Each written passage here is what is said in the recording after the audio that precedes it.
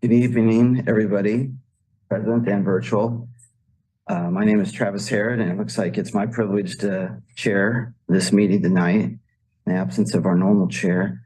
Why don't we, is this a meeting where we need to call roll or anything like that? Or can we just get going? I could call roll. Why don't you go ahead? Yeah. Sharon Ashworth is absent.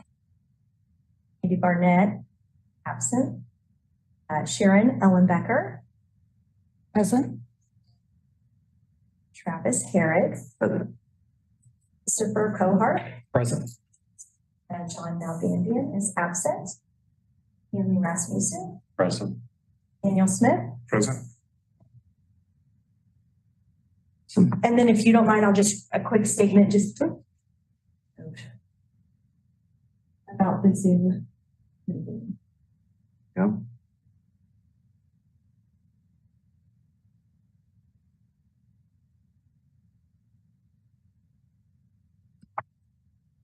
Yeah. Okay. For those that are attending the meeting via Zoom, please make sure you're muted and your video is off when you're not actually participating in the meeting. If you have trouble, you can send a chat and those go directly to me. The city does reserve the right to mute people or turn individual videos off to minimize distractions during the meeting. Is being recorded and broadcast on the city's media. Super. So everybody received an agenda for tonight's meeting, and why don't we go straight to item A on there, which is review and approval of the meeting minutes from our January 18th meeting. This would be the time for you to, there's additions, deletions, corrections, anything. I move that we approve the minutes. All right, it's been moved. Is there a second? A second. All right, so it's been moved and seconded to approve the meeting minutes as submitted by staff. I'd ask staff, do you want to call the roll or can we accept them by acclamation? How do you want to do it? It's you can say all in favor. I am pleased. All right. So I have a motion to accept the meeting minutes from January 18th as submitted by staff. All in favor, please signify by saying aye. Aye. All right. All opposed, same sign. All right. Looks like staff is 1 for 1 so far. That's awesome. So moving on to agenda items B, I would ask if we could move sub 4 to first position. And the reason I do that is I think there's some actionable information in those survey results that I would like to be at the fore of the commission's mind as we move forward tonight, and then just work the agenda in its stated order. Otherwise, does anybody have any issues with moving number 4 to the top of our sort of to-do list tonight on the agenda? I do not. All right, then we'll just go ahead and do it with no opposition. So this is, so Sherry sent out the results of the survey that we did of our current board committee members and chairs, and then also staff. And I hope you had a chance to review those. I thought there was some really interesting stuff there, and a couple things, I even took notes if I can find them. A couple things for me personally sort of jumped off the page. Here we go. So I just wanted to sort of get discussion or get thinking going on these. One of them was, I think if you went and told it up, probably at least 80% of the respondents, and I'm not talking about staff, 80% of our citizen board committee members, they let us know that they were essentially, drafted in or asked to be on a board by a city commissioner or the mayor. And by this, I'm not trying to insinuate that, we have some sort of political thing going on here or whatever, trying to stuff these boards with, with picked people. No, I from my own experience, what it is we have city commissioners apparently have a full-time job going out and beating bushes to get people to serve on our boards, commissions, committees. And I mean, it's just over and over and over. You see that in these responses to us. And why do I think that's important? Well, one, because clearly, I mean, but for the work of city commissioners and the mayor going out and talking to people and, you know, sort of selling community involvement and getting people excited enough to get involved, I kind of wonder, do we have enough people out there to staff all these committees and everything that we've been tasked with taking a look at? And so that sort of flows to another thing. It sort of flows to another issue that I saw in the survey, which is I had a couple people in the survey, they talked about, you know, the reason that we have this quantity of committees, commissions, boards is purposeful, because this is a caring community and people want to be involved on these. But at the same time, and then somebody else said that there's a passion for civic engagement. I think that was a quote in one of the surveys.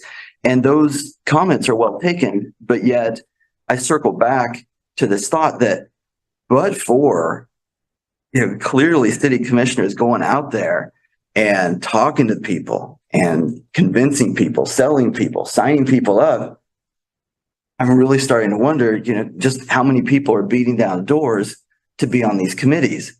And so I think to me, and other people can look at this differently, I think it kind of validates what we're doing here, which is we've created this panoply of boards, commissions, and whatnot. But, you know, maybe there's actually not that many in the people in the community without a lot of engagement by our city commissioners that actually want to show up and be on these things. And another sort of subpart to that thought is, you know, there's only so many people out there that want to be involved, then, you know, put them where they can do the most good. You know, don't dilute the pool of people that want to get involved and serve on these committees. And so I think there's a rationale there for consolidation, for thinning out this, you know, like I said, this panoply of committees and whatnot. The other thing that stood out to me, and then I'll wrap up and throw it to the commission, was there was quite a tonal shift when you looked at the just citizen responses and the staff responses.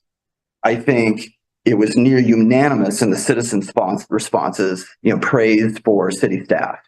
And that's been my experience on every board or commission that I've served on. Is staff is 5-star, you know, professional, patient, knowledgeable, the whole nine. And then you look at staff responses and they're using words like these boards, committees, whatnot, actually slow progress towards implementation of the strategic plan.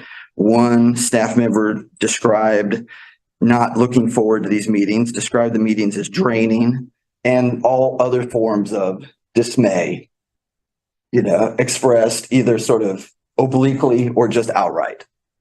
These people, you know, I don't know what they're doing. They don't understand their mandate. They're fighting with each other. I mean, we saw the whole spectrum. So once again, you know, is it our mandate to address that? No, but I think it does.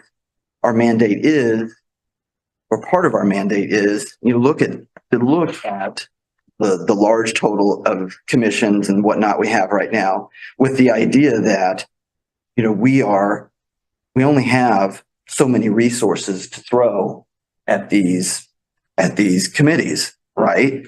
And, you know, we have to allocate scarce resources in a judicious way. And I think the staff responses to this really, really puts the exclamation point on that, where they clearly feel some dismay. I mean, I'll just leave it there. They have some issues with what's going on in these committees and boards and whatnot. And perhaps once again, our efforts here to identify where we could consolidate or cut or something, whatever we choose to do or whatever staff and the city commission chooses to do with our recommendations. Perhaps that is another piece of information that I think, validates the whole reason that we're here. Those are just some things that I lifted out of this. And I would just circle back and say, every commission board that I've ever served on with the city, the staff has been top notch. And so it really did strike me that they just seemed like they were not having the best time, serving as liaison with these boards. So I'll throw it to you guys. I found it kind of not alarming. It bothered me that some of the staff comments where they felt like people were just on the board to further their own agenda. So that kind of bothered me. That people would do that. They weren't there to serve the community. They had an ulterior motive of some kind to promote. Well, I'll give you a firsthand example of that. On the Sustainability Advisory Board, the person that was the president last year, and I'm glad she resigned, told everybody that they should all be activists and that we should be activists setting our own agenda and trying to force the city to do things. That was the attitude. And I think there are still people on the board who feel that they should be activists as opposed to advisors. We're an advisory board. But I think that we become kind of trapped into becoming activists because we don't get any direction from the city commission or the city manager about what our mission should be. The Sustainability Advisory Board that I sit on was created several years ago. And you could go back to that ordinance and see what was talked about when it was created, but now we don't get direction. We don't have a mission. So when we had a strategic planning session in December, I made everybody focus on the city strategic plan and try to figure out how we can address those outcomes and support those and support the key progress indicators in there, the KPIs, and tried to focus us on that, because that's the very little direction we have gotten was from you, Craig, when you addressed us and we asked, what should we be focusing on? You said the strategic plan. That's the most direction I've seen coming from the city is the direction that you provided to us. But we don't get anything from the city commission. And so we meet every month. What are we going to do? Well, we're just creative. The agenda, someone's personal agenda bubbles up is what happens. Yeah. And I will just say the previous chair didn't want to have a strategic planning session, didn't want to work with the other board members to kind of map out what we should be focused on, and had very personal, their own agenda, pushing that forward. So I was not surprised to see that comment from the staff, having seen it firsthand last year. I'm just looking at it from the street, from the person that just goes to Dillon's. I mean, that's my eyes. And so that was an eye opener to me is what I mean. All right. Anybody else? I mean, for me, I feel like some of the staff comments are definitely, I feel like, a little bit critical, but I feel like you can interpret that as them being sort of critical of sort of the process. And I feel like if all of the boards and commissions were a little bit had more structure, there's more training, more things are a little bit more outlined, and individuals knew going into positions a little bit more about what they're going to do, I feel like the staff might not feel as exasperated if we can cultivate things to be a little more structured board to board. But then the other thing I really want to say was just talking about what you said about the membership for all of these bodies coming mostly from the mayor knocking down doors. I do think that is true to a certain extent. I definitely don't feel like in my time as the chair of the Cultural Arts Commission, we've ever had a huge overabundance of applicants.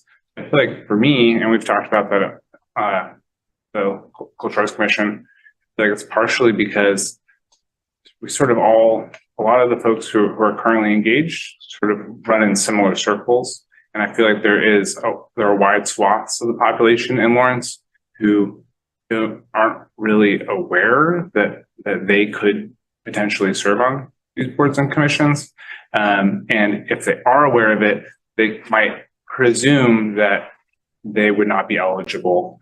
I definitely talk to folks pretty frequently who I know who are engaged in the arts in Lawrence who don't think of themselves as being, cultural arts commission, sitting around a table, having a meeting, an agenda, type people. And when I really encourage them and say yes, we do want your perspective. And I feel like that can bring some more people into the process that just don't think of themselves as being applicable. And I think that if we did make it really, really clear to a wider population that they could be serving in these volunteer leadership positions, I think that some of the recruitment difficulty would decrease. At least that's one thing that for us, we're eager to try and break down, because I think there's a lot of people who would be great on the Cultural Arts Commission who have just already discounted themselves. And I want to try and reach those people who aren't being reached or don't see themselves as being outside sort of the main arts community and bring them inside. So to me, I feel like on that note, I feel like there's a lot of room for outreach and educating people, empowering people so that they feel like they can sit around a table and read an agenda, even if it's not necessarily normally their cup of tea, that those positions are open to them. Yeah. Anyone else? I'd say of the current members, nothing really jumped out at me that I wasn't kind of expecting from committee members. I think we all kind of had a pretty good idea of what that was going to end up and the direction we were going. I think staffing, while surprising at the same time, I don't know it's surprising, but I would wonder how much of that is just the staffing struggles as a whole of the city and staff being stretched as thin as they have to be. And it's not just City of Lawrence, it's, all employers at this point in time. And how much of that of being asked to do more and more and more does impact their enjoyment or their, maybe not enjoyment, is tolerance of the committees. It's been hard, and transition is always hard. And we've been in transition for a while of trying to get things the way that we want it to go. So managing through transition when you're still kind of building the plane as you're flying it makes it difficult. And I'd like to hear from Craig on just kind of what his pulse is on staffing of the way he read that, the staffing questionnaire. Just take away from it. I thought the candor was surprising and useful.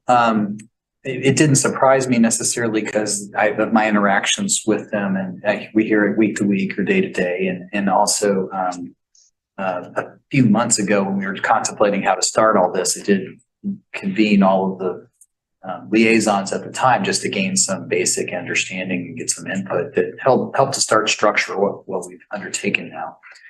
So those weren't surprising. I think we have some very passionate employees that really are in it to do real good for the community. That's generally what we see. And they want to see these community investments, community member investments be useful in moving forward someplace too. So I think that disconnect causes a lot of this, and it's why we're all here, really. So I think the employees that are there, some of them play a role of I'm just supposed to take notes and produce minutes, and that's all I'm going to do. And there's others that are, full participants and experts providing an expertise and in information. And I think that's why we're here. Is everybody is a little bit frustrated. Some are a lot frustrated because we know this could be a much more meaningful engagement mutually. So I do think that wasn't surprising when we got there. I was surprised at how honest and candid they were. Right. Yeah. Because I feel like, I'm always trying to say, what's the right answer? We're trying to solve or ask the right question of what we're trying to solve. And we can create the boards as effective and get the right people on it. But that transition of information from board to commission or commission to board, if that's not working, then it kind of doesn't matter what's happening on the other end of that bridge. That bridge has to be put in a way, fixed the way that is effective and efficient, and it works for the liaison to want to be doing this and communicate what is necessary to communicate on both directions. And it is interesting to me. You mentioned that some of the staff liaisons really act in a really sort of a guiding role. They're experts, and they really do a lot to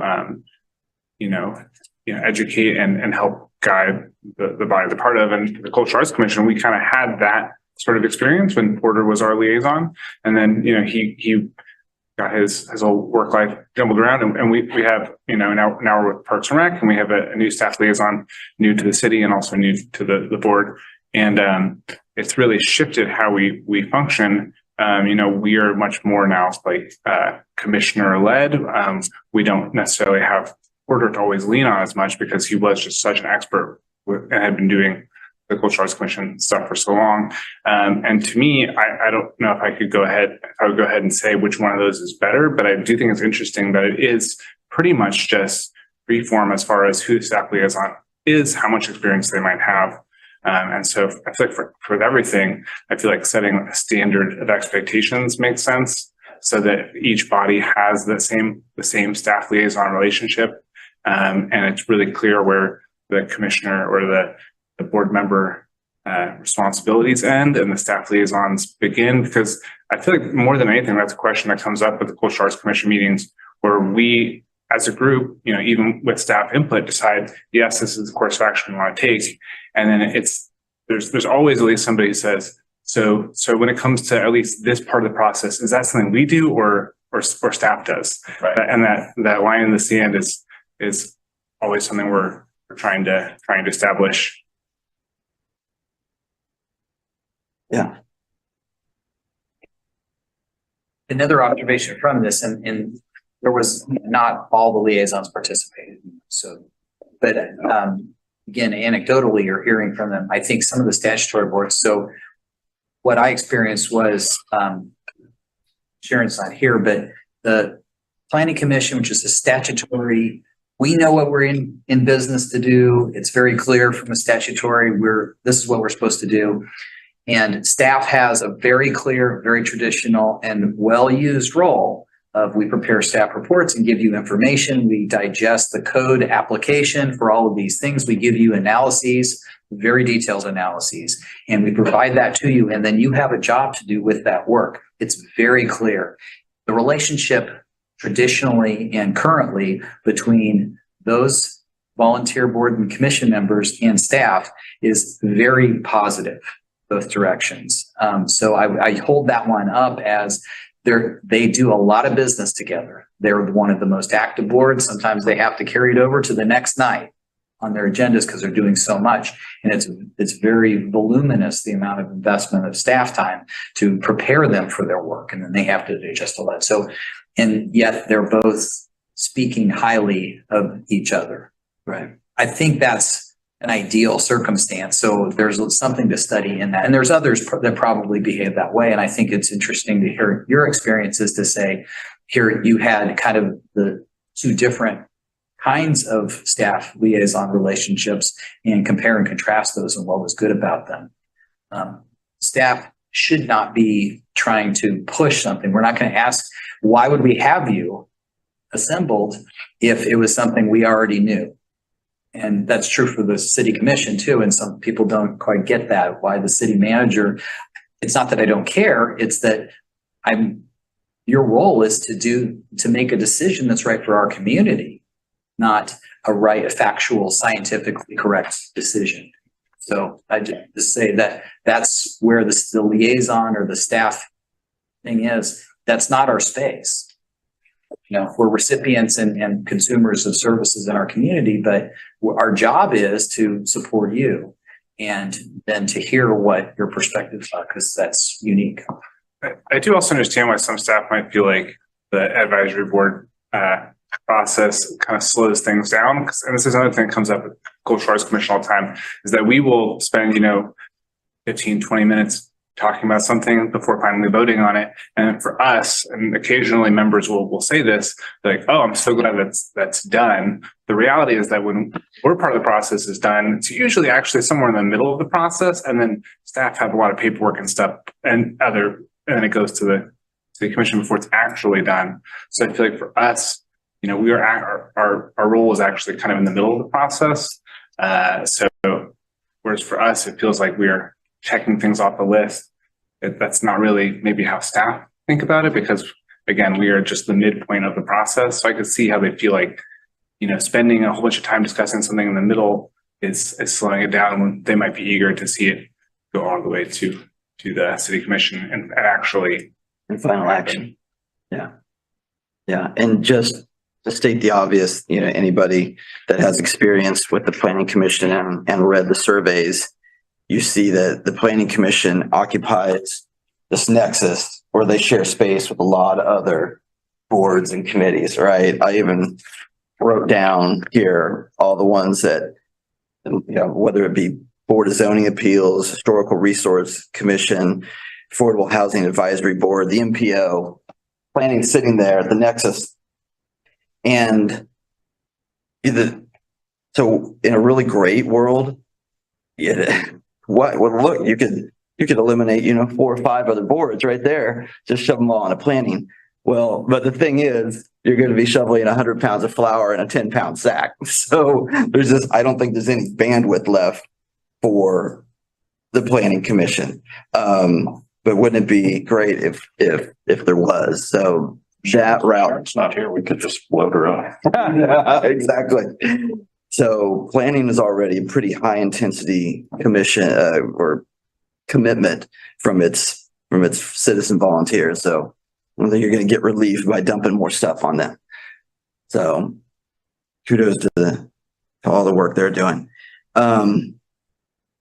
Do we break away from item 4 and return to our agenda as originally set forth and start working through it, or is there more to talk about with our survey results? I do have to mention that a couple of my members did specifically ask me to relay that they had trouble with the actual questionnaire survey process.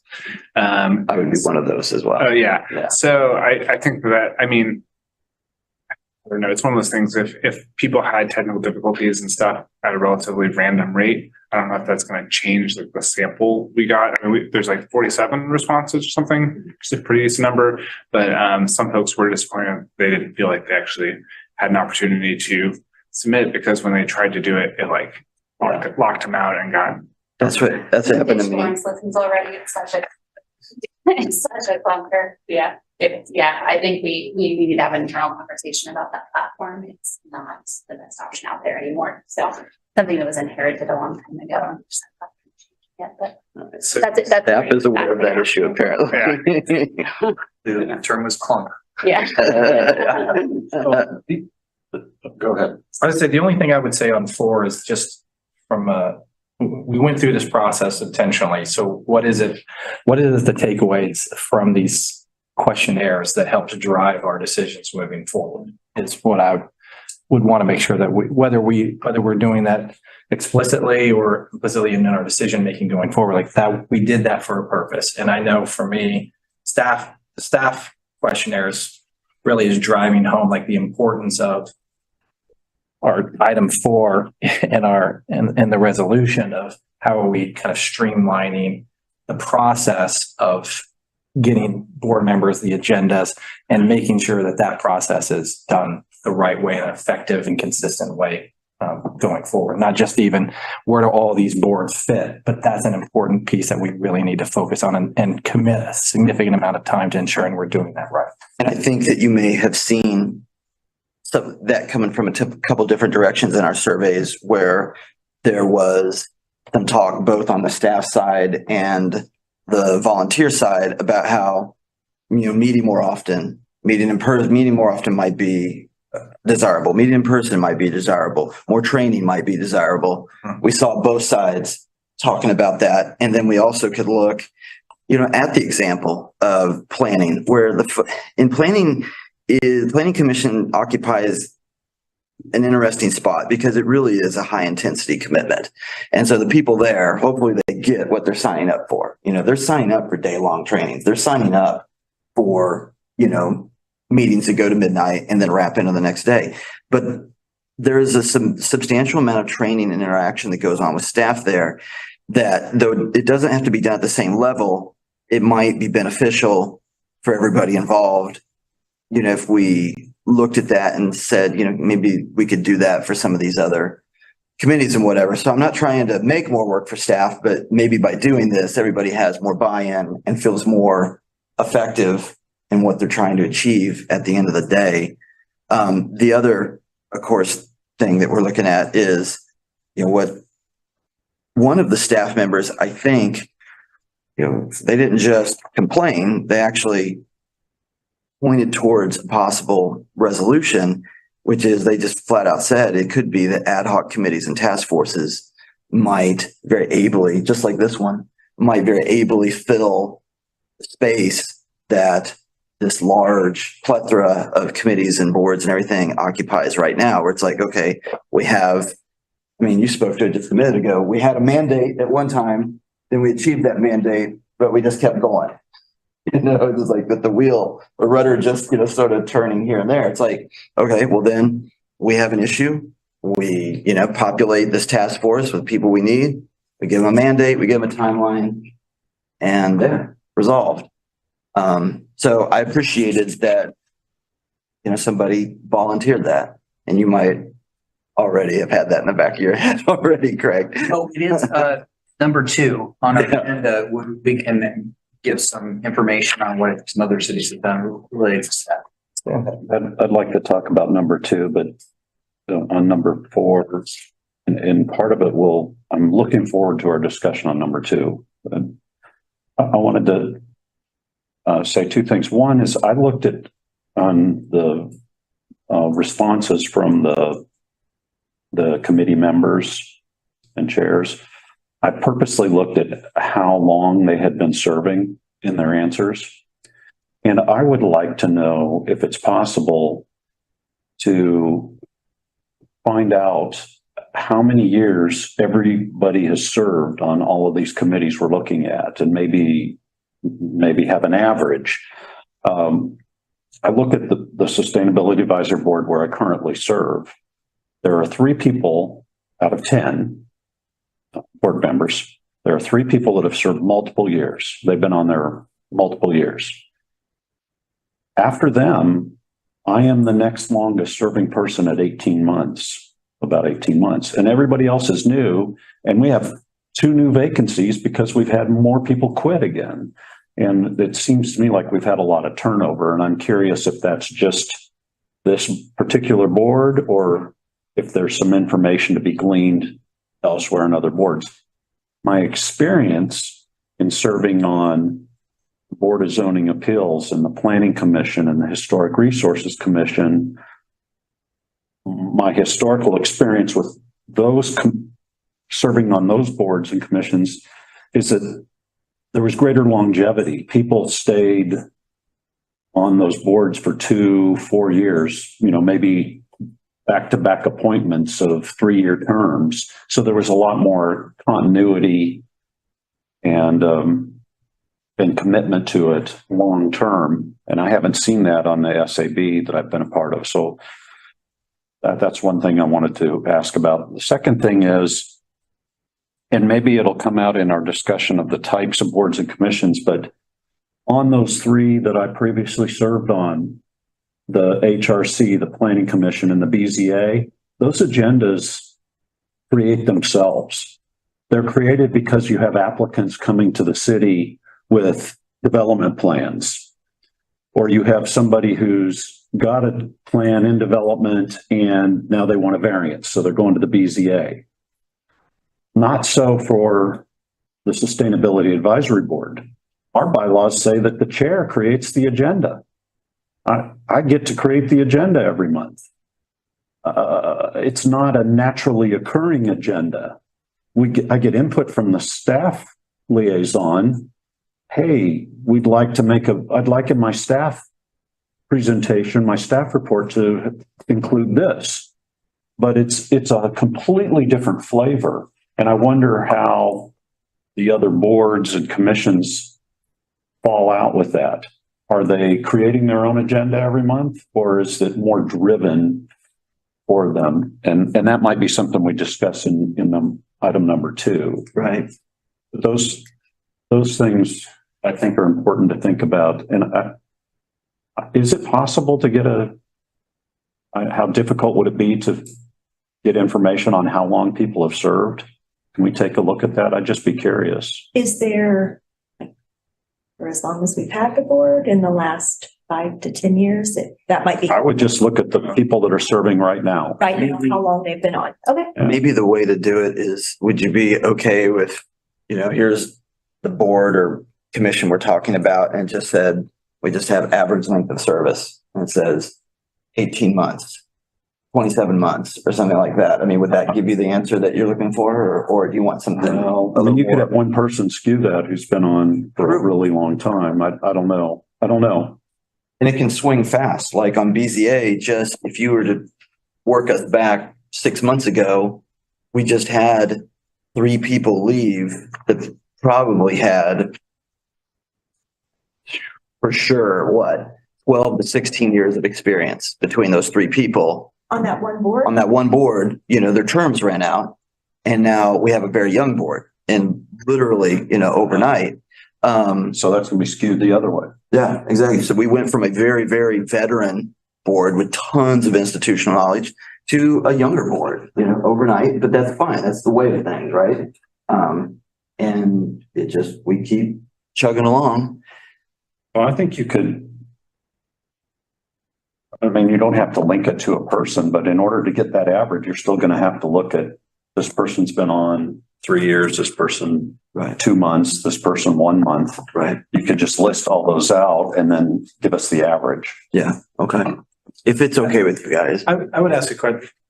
What is our intention with that data? How does that drive our decisions moving forward? Because if we have a situation like where you're talking about, where we just lost a ton of experience, and you said the BZA, and now that's a young board, what is that telling us that has a really fresh board? In my, Currently. very jaded worldview, given, the profession I come out of or whatever, is, once again, the BZA it's one of those statutory boards, so it's not going anywhere. Everybody could be on there for 1 month and you're still going to have a BZA.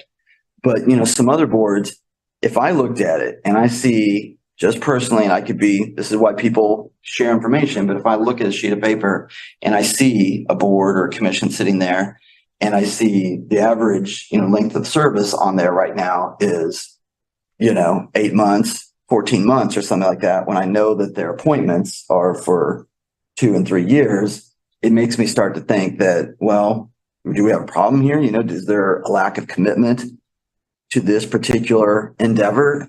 It makes me ask questions. But those 3 people could have all come on at the same time. They could have. So it doesn't necessarily tell a story one way or the other that there's a lack of commitment. It's just that this by chance at this moment in this time, 3 people just all exited at the same time. Yeah. And their terms could have been done. Like there's so much data that can go. Or life happened. It's just they moved. That they got a could job. skew what that data is telling us on the back end. I guess what I would maybe look at is, does it suggest that if you've got a lot of short-term stuff, maybe it'd be more appropriate that the particular board or commission be ad hoc. Formed on an as-needed basis. Yeah, as opposed to a long-term, I wouldn't year disagree. in and year out. I don't think you get that by looking at an average because of just the facts that 3 people could exit at the same It's a piece of data is what it is. It's I would not almost- the dispositive. I would piece. almost it'd be more of what's the average length of a term of people on this board? Like, do people finish their term? Do people renew their term? That's the data. That starts getting quite a bit more And that would be- granular for staff to and that would work be back very through and difficult for figure out staff to get to how many the end. people are finishing their terms and renewing and stuff like that. Yeah, Right, that's but- interesting. But to get us to asking staff to do something like this, and what are we going to use this for? I feel like if we just get the data as it currently stands, to me, it comes back with, well, we need more information to determine whether that is truly what's happening to that board or not. It needs to be meaningful, or it's not a good use of their time. Right. Let's bring ourselves back to center. So I think that we've had good discussion about number 4, and I think now we can do some of our other tasks tonight with that. I mean, that real world information from volunteers and from staff in our heads, which I thought would be desirable. Why don't we circle back and we start with item number 1 under section B, and we have discuss results of visioning session. So what are we doing there? Somebody want to give me point me in the right direction? Are we asking staff to go through that process of pulling that data? I think they've already agreed. Well, but which one? Talks about lots of different models. I don't, is it worth 12 hours of Sherry's time to pull this data to represent it? I mean, and so I guess I always guess people don't know it, but city clerks are awesome at math too. So, but this is a project that I asked for when I first got here because I knew that I had understood that there was a short tenure of city commissioners. There's a very high turnover from my experience. And so she did that and looked back historically. And in fact, it was 4.8 years. It's gotten worse, but, or less, whether that's good or bad. But so I asked the same question, but I did, it is a project to go back and look. Well, Sherry, I would ask you, because I feel like you're tip of the spear here, because number 1, you would be compiling it, but 2, I think you're actually looking at it day to day. You're seeing the appointments come and go. Sure. You're seeing all that. What data do you think is most useful and most actionable for us, given what we're here to do? I'd like to hear Craig answer that too. Okay, well, I can at least tell you what I think would be this, I wouldn't say simplest, but easiest for us to gather. The reappointments come through my office. We handle those. We do have those entered up to a certain point in, we have a system called iCompass, so we can see current terms and how long those folks have served. Some people serve on multiple boards after they quit one and they move to another. So I don't know if that type of information, that might be a little more difficult to find, but we can certainly look at some turnover rate, like how often are people being reappointed, meaning, yes, I want a second term versus I don't finish my term, or I'm not interested in being reappointed. I think we could gather that for current members, or the last sort of, is a shorter range. But if we go very far back, it gets a little more complicated because our data is in different places. Right. Would that get us going down the road? Well, do you think this would be useful information to have too? I think anecdotally, we already know there are some really rapid turnover. And I had another board commission cancel another meeting for lack of quorum last night. Important work that they need to do, but canceled for a lack of quorum. And there has been rapid turnover of that one. There are other boards and commissions that have had rapid turnover for a variety of reasons, I'm sure. So we can prove that with data, but I know anecdotally there are some boards and commissions that are that way. Now, it could be interesting to see which ones. So I believe that, as you state, the statutory boards are quite stable. Yeah. Now, my hypothesis is that they're quite stable because they get a regular feeding of agenda items that are giving them real business to do that is necessary and transactional, and they do that. They do that work. It's very clear. I know what I'm doing, and I get a regular diet of decisions. Others might have rapid turnover for a variety of reasons. Maybe it's lack of direction, and I think that's what the survey is kind of trying to get to, is why do people feel engaged or not?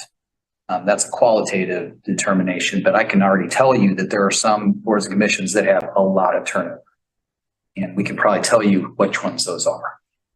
And I can say anecdotally, but based on doing this every day, that it really is those boards that don't have a clear, defined role. They're creating their own agenda. They don't have direction. they're not statutory or they don't have a specific. Those are the ones that tend to struggle with meeting quorums, because we do have some work on that. It's not as current, but we did start to look at how often are these people not meeting a quorum. Some of that was during COVID when we started this. So trying to understand what was related to that, even though we went to Zoom, you know, when people were ill. But I agree. Anecdotally, it's those that the problems with turnover and meeting quorum are those boards that are, you know, we don't have that with planning commission, those that have a direct mission.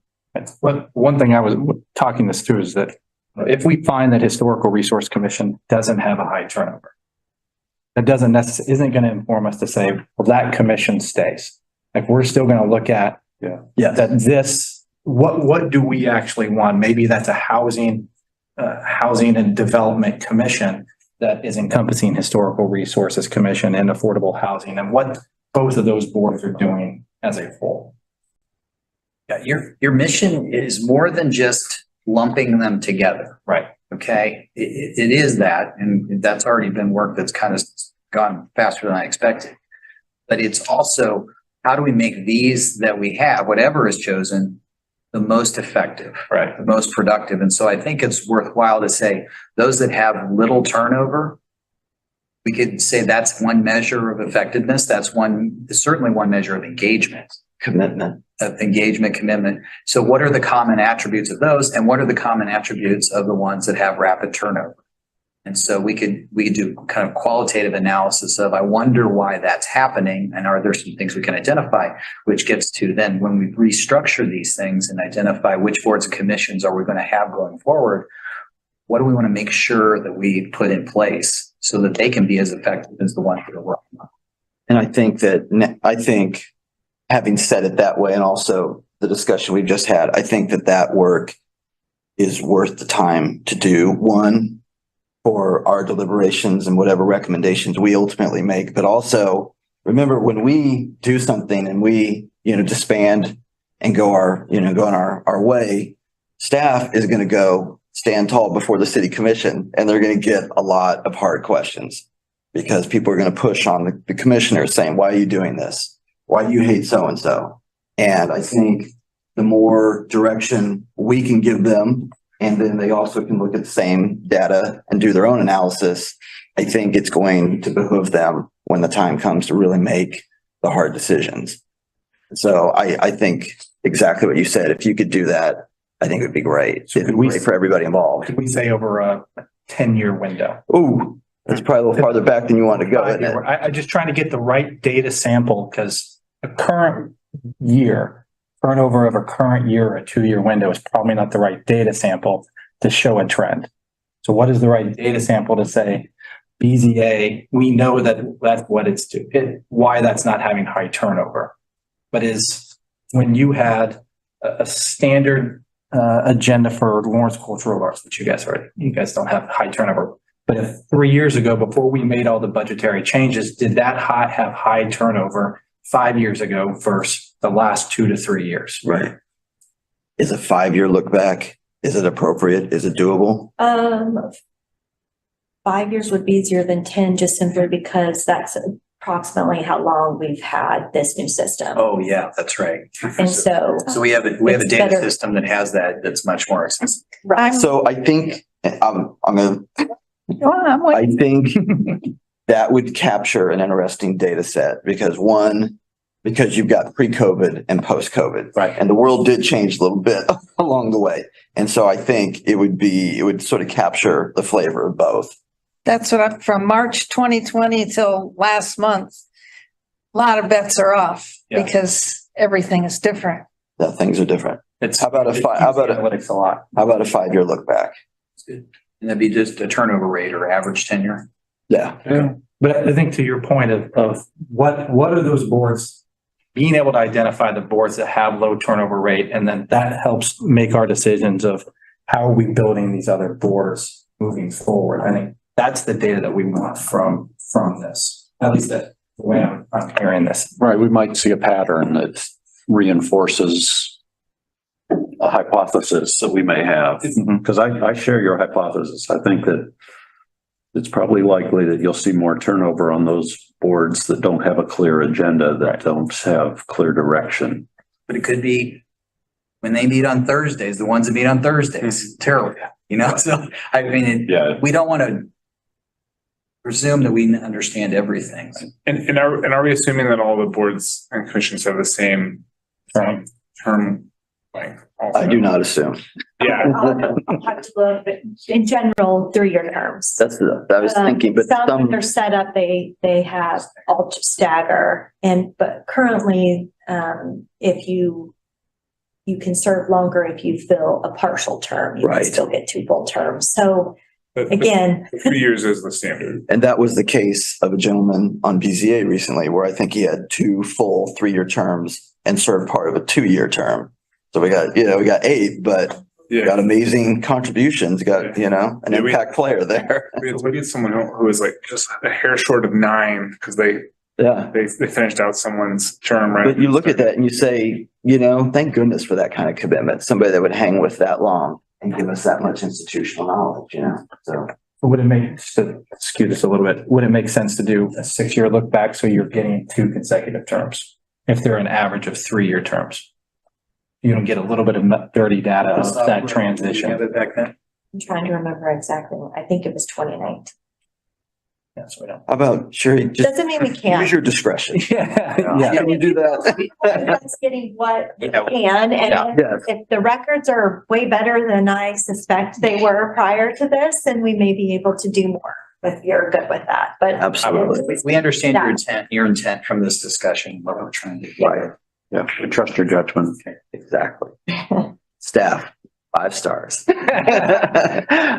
didn't mean to derail. So, no, I mean, that's good stuff. Okay, so I return to my original question, discuss results of visioning session.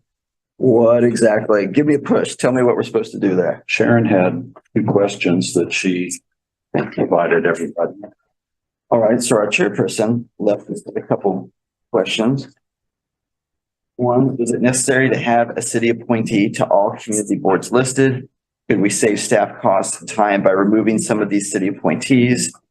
And 2, should we define and differentiate between a board and a commission? Do we need multiple terms? And if so, what should they be? That goes right to item number 2 on the agenda. Yes, it does. So we were just providing back to you, so that we did, if you would be doing some, you had done primary, secondary, sort of summarize that conversation, but because they were requested, attached to that is also your original notes with the primary and summary.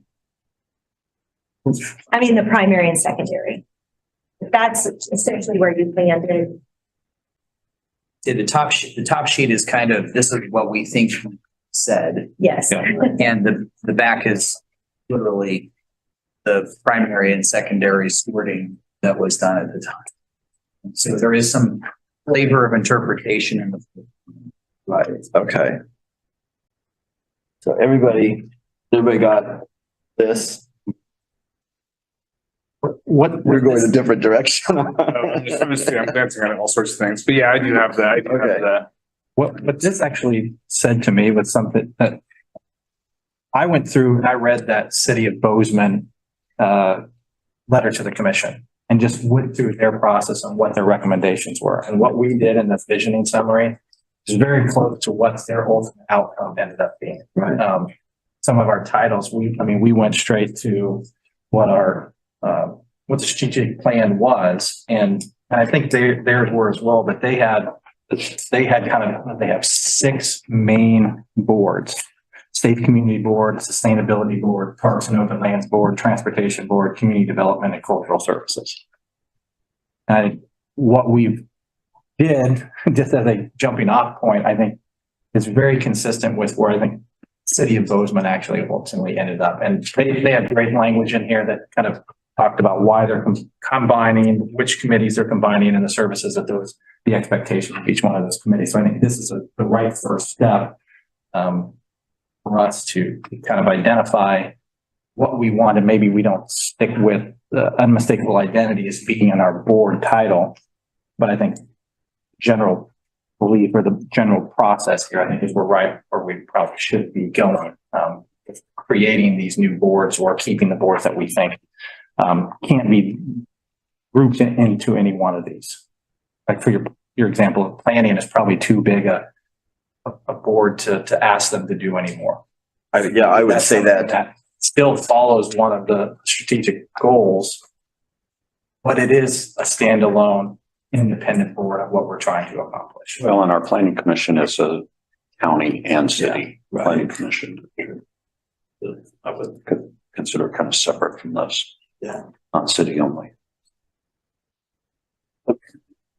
Looking back at this, one thing comparing the Bozeman to this was, I was interested to say, what if anybody had anything in here that's too big a fish. Like we can't ask more of them. If we were going to say planning and a board of zoning and board of code of appeals really probably could be one board. Maybe they can't be. And so one of those boards just needs to be kind of pulled out of this entire discussion of how we're moving things together. If that makes sense. It does.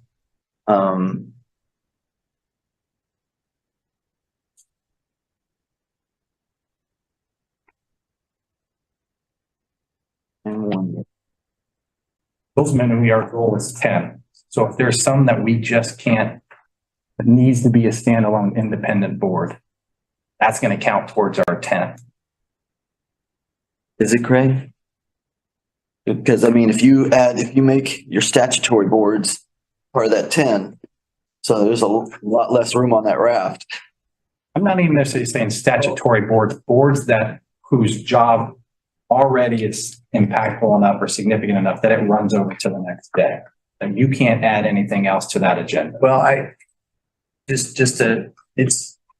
some going on right now, the code review process, and it's likely that, and I'm not predetermining, but likely that their work is going to make for fewer reviews. So their agenda probably has outgrown the scale of our city. So they're probably doing a lot more work than you would see in other cities our size. Yeah. Because we've never updated and kind of drawn the line higher and said, this is the level of decision-making that goes to a board commission versus an administrative review. I suspect that's what it was. I think that's Clarion's initial findings, and that wouldn't be surprising. So they should be getting more manageable as an outcome of the steering committee work, but that hasn't been determined for sure. And I mean, in some aspects, I agree.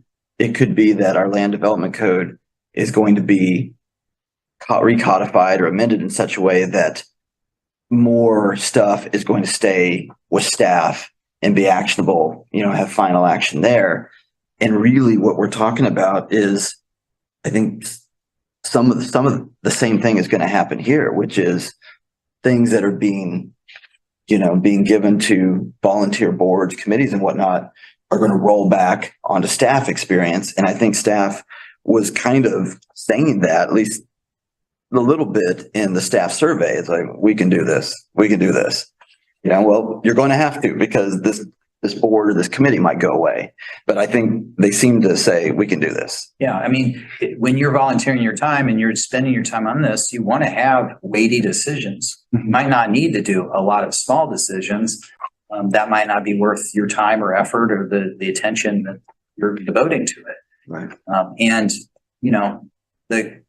That's likely to only increase as the city gets larger.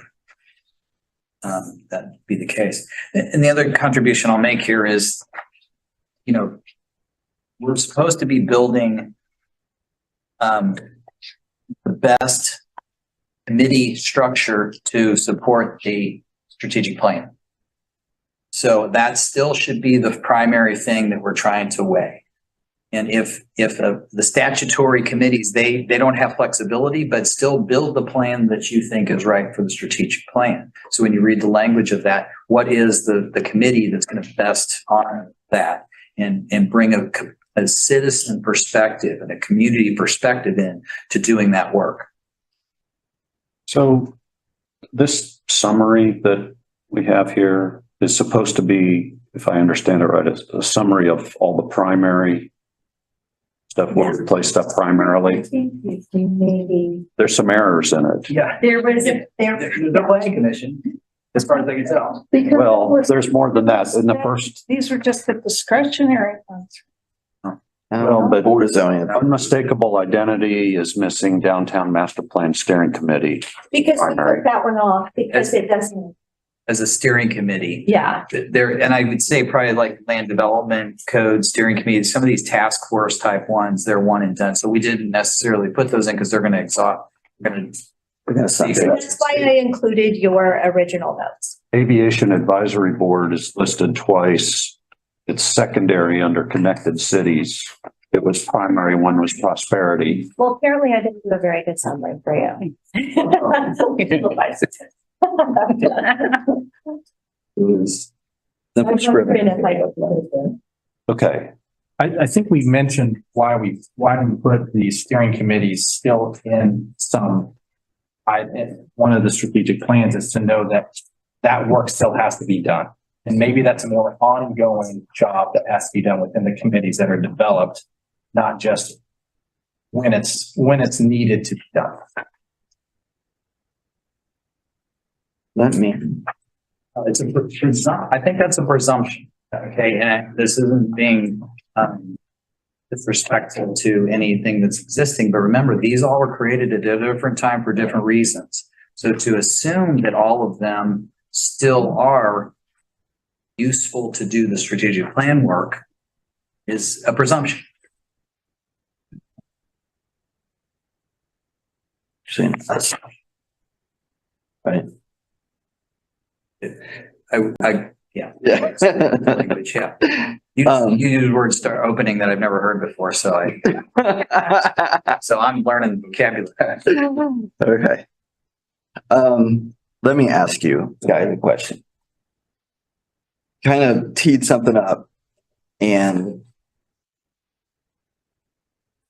so in this moment, as we sit here on B1, discuss results of visioning session, is this a moment where we go through and I'm looking, though I like Sherry's summary, I'm looking at our original boards and commission structure committee meeting notes, January 18th.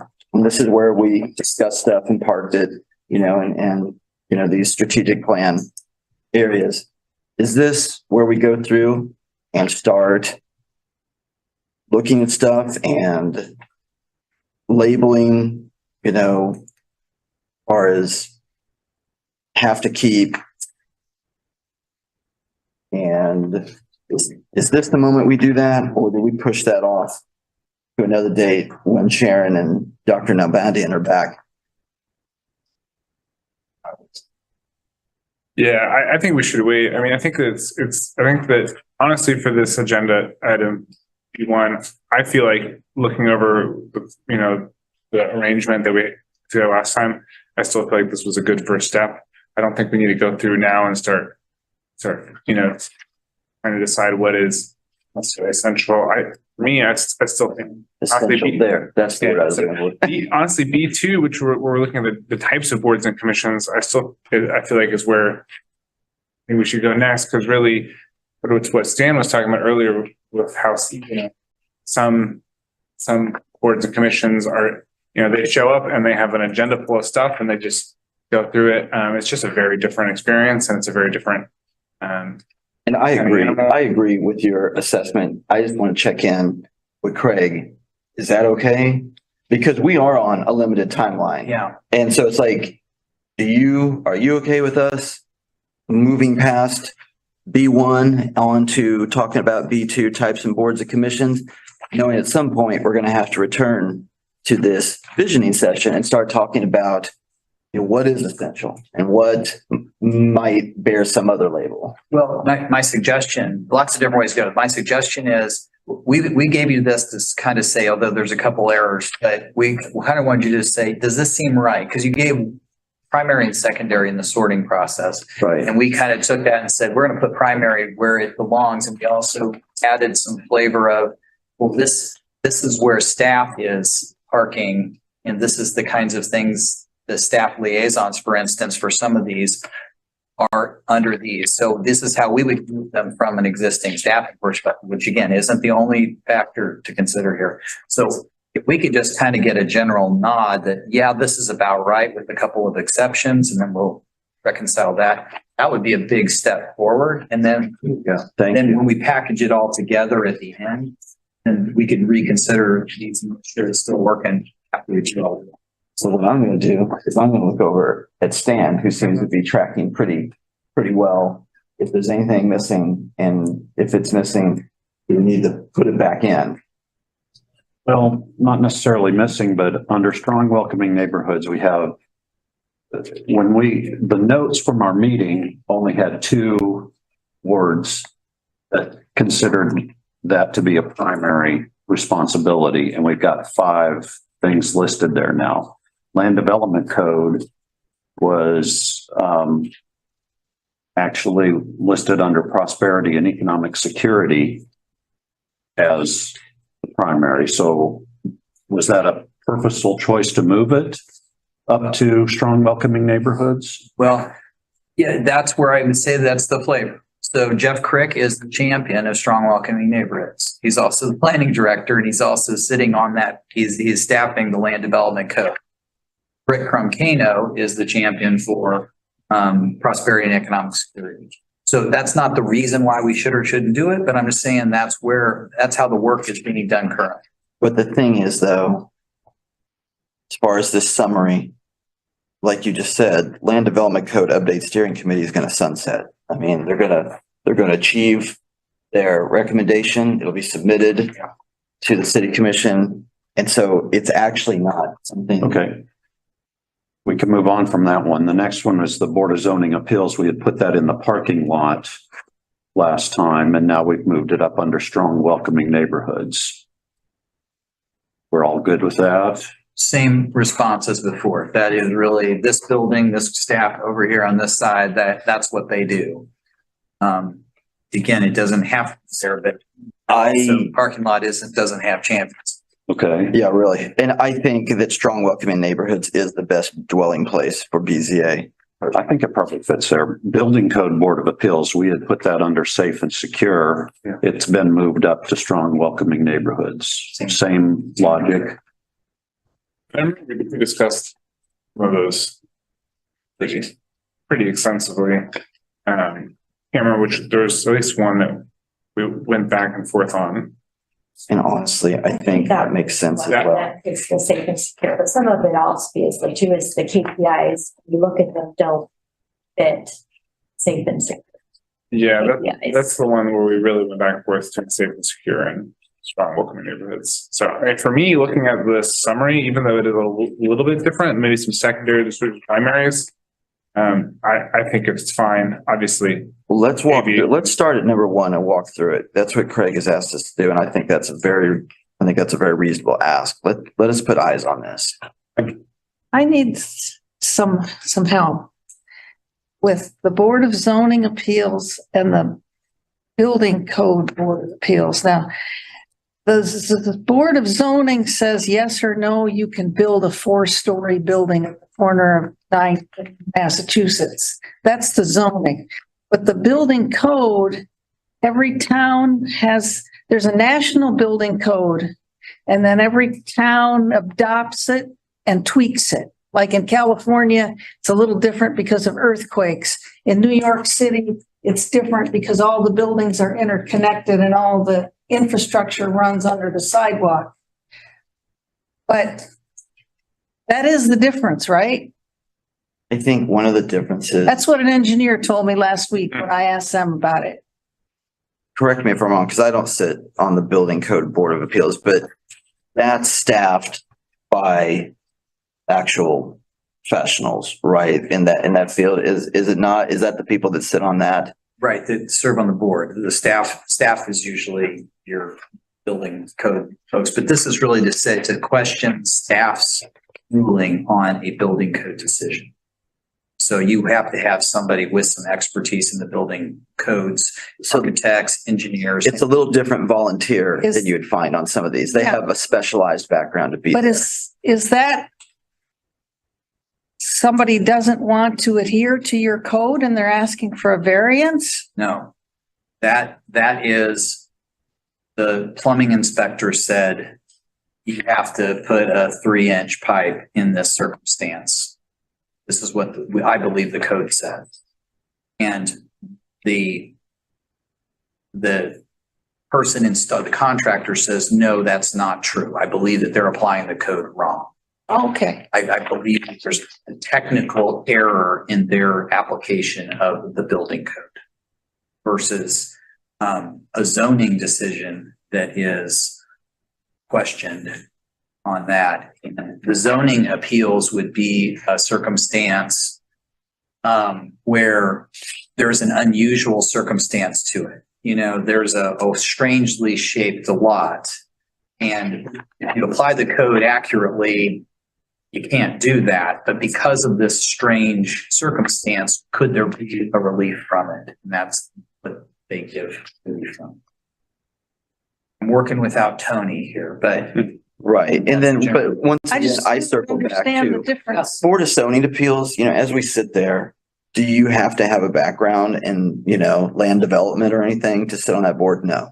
You know, just, are you a citizen from this community that wants to serve on that board? Yes, then you're eligible.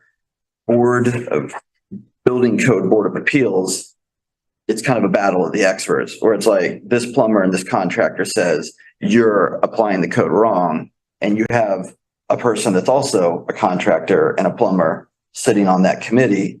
No, we're not.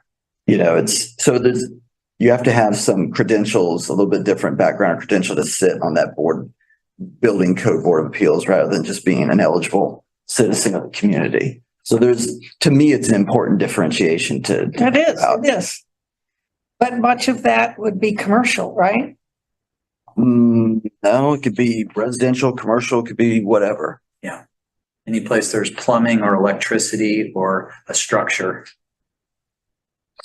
Certain building materials that are new to the market may not meet our code. Well, let's go back up, if you're okay. Okay. Let's go back up to number 1 and we'll just walk our way through and see if we agree with the staff summary. Yeah, I don't know if we need to go through every one, but I guess I'm hung up more on this being called a summary. I don't think it's a summary. I think it could be a summary with staff amendments. But yeah, having things moved around and stuff there, it's not a summary of what we did last meeting. No, and that's what I stipulated. I think that's what I'm hung up on. That's why I tried to give that speech of, I want to make it clear that we did add some staff. So maybe if we just change the title to summary with Staff amendments. with staff amendments or staff amendments, then it would make more sense to me, because I don't necessarily have a problem with how these things have been rearranged. But another one is like Bodywork Advisory Board has been moved up under safe and secure. We had quite a discussion about that at the time, and we ended up putting it under prosperity and economic security, but now it's been moved back up. And Was under safe and secure as well as a secondary. as a secondary. Yeah. Right. You're right. Right. But my impression was that this was just the primaries. That you're summarizing all the In primaries. general, with those, and the stipulation, like this is the department that handles this, and this would group much better in that circumstance. Right, you looked at the KPIs, you looked at who was in charge of those and said, you know, the Bodywork Advisory Board fit with That these one- KPIs. I mean, we've got a summary But- of what we did. That's the meeting. So why they removed is because they were tying them to a KPI and grouping it that way. So if you want to maybe go through these and say, are we okay with how they've been grouped here with the staff input? Sure. I mean, I'm going to start up here at 1, unmistakable identity. And I find Parks Recreation Advisory Board. I agree with that. Transient Guest Tax Grant Program Advisory Board. I guess I agree with that. Orange Cultural Arts Commission. I agree with that. Moving on to number 2, Strong Welcoming Neighborhoods. Affordable Housing Advisory Board. I agree. Historic Resources Commission, I agree. I've crossed out Land Development Code Update Steering Committee because it'll sunset. I don't think that we need to worry about that one. Board of Zoning Appeals, Sign Code Board of Appeals, yes, I believe Strong and Welcoming Neighborhoods is the appropriate place for that one as well. Before we go on, back under unmistakable identity, the Downtown Master Plan Steering Committee, is that a sunsetting group? Yes. Is that why it got left off the list? Yeah. Okay. Yes, they're completed with their work. Okay. Now, I also want to recognize we didn't include planning commission, so But that wasn't on the initial list. I know it's just this was particular thing, but I would add that It under wasn't strong welcoming discussed. neighborhoods, Yeah, I mean, yeah, it was. just so we don't let it fall off. Yeah, all right, It may be because it's so obvious that we missed it. yeah. Building Code Board of Appeals. To me, that feels more like safe and secure, but apparently somebody on staff felt like it dwelt better under strong welcoming neighborhoods. Yes, it's like the fire code. Okay, that's where I would see safe and secure. Yes, there's an element of building safety in all of our codes, but there's a reason why we have firefighters go doing that part of it, and that's that part. So most of these building codes are this is the quality of construction. So the quality of our neighborhoods and the quality of the constructed structures in our city, this is about maintaining that quality so they hold up over time. Yes, that they're safe, but also that they're constructed with a quality. It doesn't mean that they fall down quickly. So that's why I would park all of those code-related ones.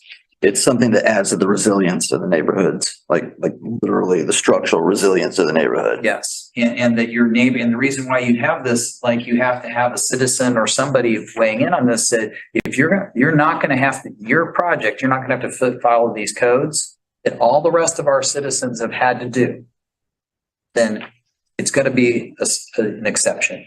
Right. So we leave that up to a group of citizens to do that. So that's why I accept that explanation. Is everybody else okay with that? Yeah. Now we move on to safe and secure. Bodywork Advisory Board. And that's another one where you have to have some particular credential to be on that board because you're essentially, I think, reviewing stuff that masseuses and stuff like that do in the community. That'd be one of those. I think that's the appropriate place for it. Community Police Review Board, yes. Special Alcohol Tax Fund Review Board. Not sure, but I don't really have any reason to argue. I mean, I think that right now that the funding that was previously being done, overseen by that board is being utilized for housing. And I think that's why we ended up putting it in safe and secure. And also it's for special alcohol tax usage to ensure support for individuals suffering from. So the monies received from that tax are used for housing now. Currently, yes. Currently. Yes, under the guidelines of what's allowable within those ordinances. I think the housing department is overseeing those funds at this point. In previous years, the funds were allocated differently, mostly to community organizations and specifically organizations that were interpreted as, providing some sort of gateway to an alternative to substance and alcohol and substance abuse, or programs specifically for treating individuals with alcohol and substance abuse. But in the past year specifically, it's for housing, which is a little bit of deviation from Right, but housing is somewhat narrow because it is still going to Burton Ash. It is going to those similar organizations. It's just being overseen currently by the housing department with that intention. I would say more specifically homelessness. Yes. Housing insecurity and homelessness. Yeah. So that's where that has gone, which is preventative on substance abuse and overlapping with that. So that's been our strategy. Right. The Police Oversight Working Group, I think that dwells well, there it is right now, safe and secure. Moving on, prosperity and economic security. Aviation Advisory Board. Yes. Public Incentive Review Board. Okay. Moving on to Connected City. Now Aviation Advisory Board shows up again. It's secondary. It probably shouldn't. I think we cross it off. Yeah. And leave it up there under prosperity. So under Connected City, we find Public Transit Advisory Committee. Yeah. Makes sense. There are 3 steering committees on here, which should all be sunsetting, those last 3 that are listed. Multimodal Transportation Commission. Yes. Then, yeah, as Craig said, we have 3 steering committees.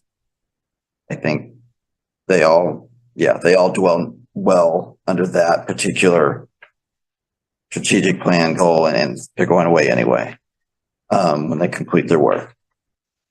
So then to our parking lot. Sales Tax Audit Committee, Sustainability Advisory Board, Human Relations Commission. What we noticed on those and why we put the commitments there is that seemed to be what they're speaking to very clearly. And so while we were trying to say, what about just the outcomes? These were really clear that they're speaking to the commitments. And whether or not we want to have advisory boards in the commitment areas, I think there's a lot of good conversation to be had in there. And why would you just have these 3, or should we have 6? And so I think that's a worthwhile conversation. You call them parking lot, but they're really aligning with these commitment areas where we're doing some important work. Do we need to honor all 6 of those with citizen committees and volunteers, or are these the 3 types that suggest they should? I don't have an answer to that, but I think it's worthwhile conversation. Yeah, I like how you tied them into the commitment that underlies those outcomes in the strategic plan. Yeah, I think that makes sense. And the only other one that you had in there initially was the Board of Zoning Appeals, which is the one. Yeah. And I think we all agreed it makes sense to have it up there. Yeah. So unless I misread the room, then our summary / staff amendments that we just went through, I think that we're good with it as we discussed going through. You captured that in the minutes, so I think we're fine. I'm good with that. The planning commission on. Under strong welcoming neighborhoods. You're good with the building code board of appeals staying on. Yes. Welcoming. So this, I think we're going to circle back and visit in a big way later, but not at this meeting. So I think we're ready to move on to agenda item B2, types of board and commissions. Does anybody? Yes. Do just have, kind of summarizing some of that information from just to get you thinking about the different types of boards and commissions from the information that I've had in that report we shared with you with Corvallis, Boulder, Bozeman, just to get you thinking about how other cities are aligning some of theirs and the different types of boards and commissions they use for those. Sure. I wasn't able to get the link for Corvallis to work. Okay. I was trying to pull that down with some login, and it said your cookies weren't correct or something like that. And then when I cancel it, there's a guest login for it. So I tried it on multiple. That's previous agenda report? Yeah. Okay. Yeah, from the staff memo where it had that little link to it. It could be me, but wasn't able to get it to work on a couple different areas. So we're all looking at the handout Sherry just passed around, types of boards and commissions. And it's just some brief points for you all to kind of start talking about just how they use those on the policy. In operational, sometimes they the operational technical, they may refer to that. Task forces, that hot committee, just to kind of open up just all the different options they have instead of just our structure of how we define our boards and commissions. A couple, the community connectors, there was another city, there were 2 cities we looked at, South Lake and Boulder. One of them uses, called it, Alliance. We thought that was, interesting use, and it's more focused on community engagement, elevating underrepresented voices. And we can get more from.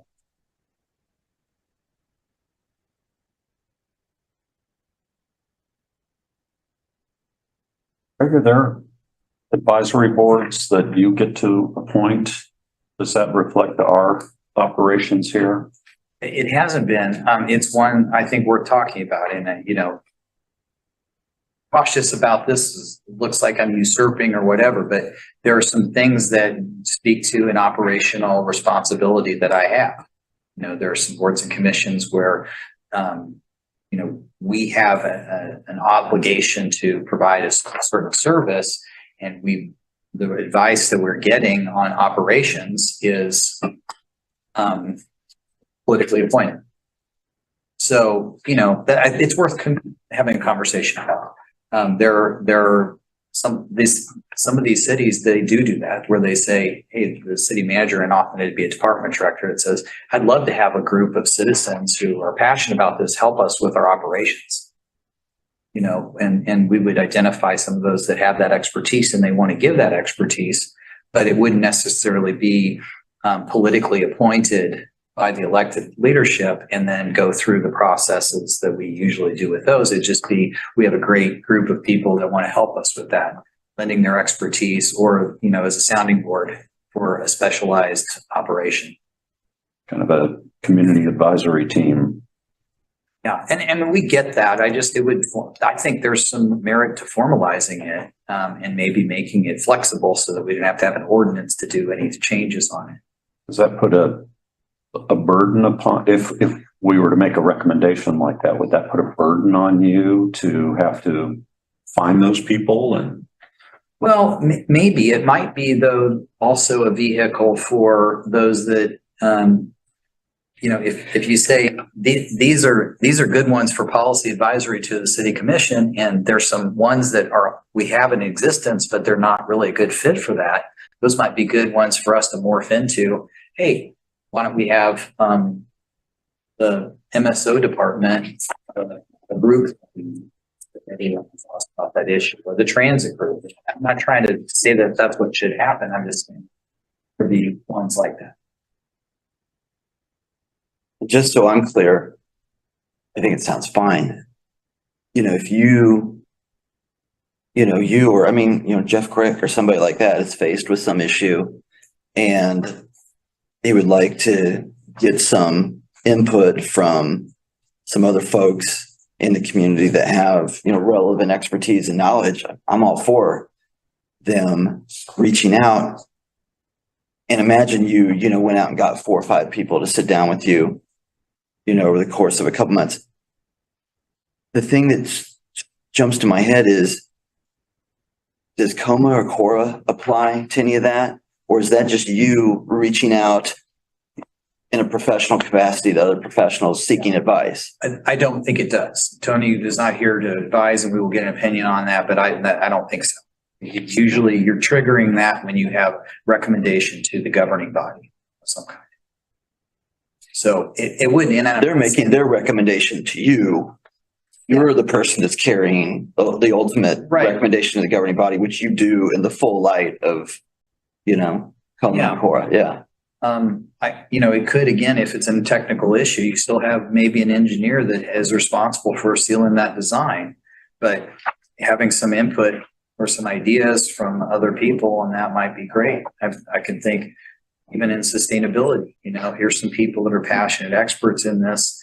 They're not going to necessarily create a policy. Maybe there's another body that does that, but, hey, what about these things and how can we help Kathy move that forward? So again, I'm not trying to make it exclusive. We have 45 boards and commissions or 20 some that we're trying to wrangle here.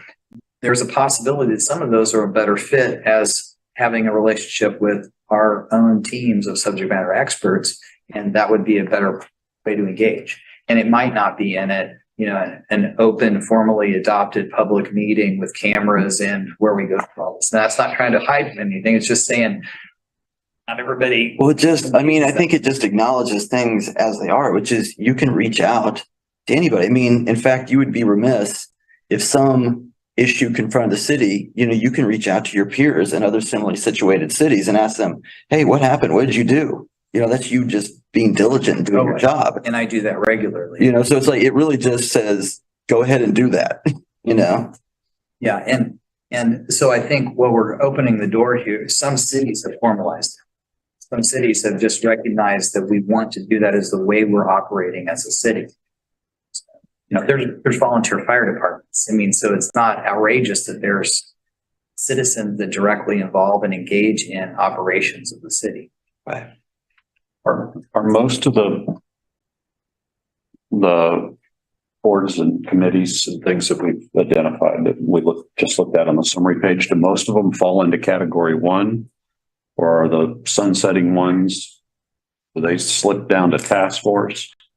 Because you're saying we don't have any that are city manager appointed right now. Almost all of these are appointed by city commission, or maybe all of them are appointed by city commission. So does this entire list fall into category 1? That was a question. I guess the planning commission is a multi-jurisdictional body. With members appointed by the city commission. Wait, what is the planning? So you said? Planning is a county and city. Yeah.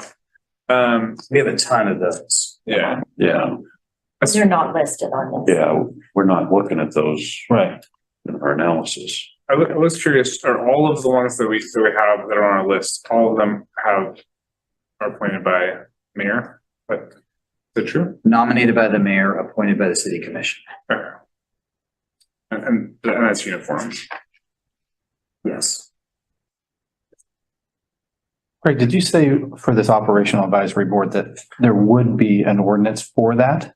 Or you said there wouldn't need an ordinance? No, I'm saying that we could, that would be cumbersome if that was what we had. So it'd be, have some agility. Hey, something has come up. I wonder if we could attract some citizens to help us in this work. Right.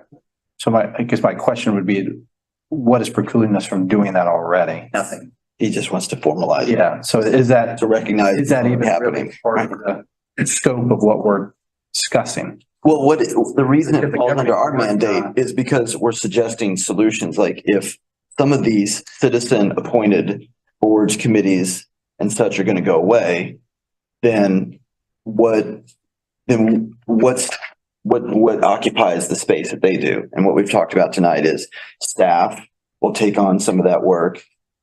But Craig's talking about there's some issues where, a department head might gather up some subject matter experts, pull their knowledge and then be able to, do that work that before we had this board that meets twice a year that was appointed by the city commission do. So I think it's just sort of, it's showing where these pieces are where they're going to dwell if they reduce the size of what they have right now.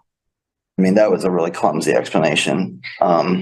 And I guess I didn't envision any of this, the work that any of these committees to drop off anywhere. Like they would be absorbed by another committee, or we'd have a committee that's formed that takes on the responsibility of committee A, committee C.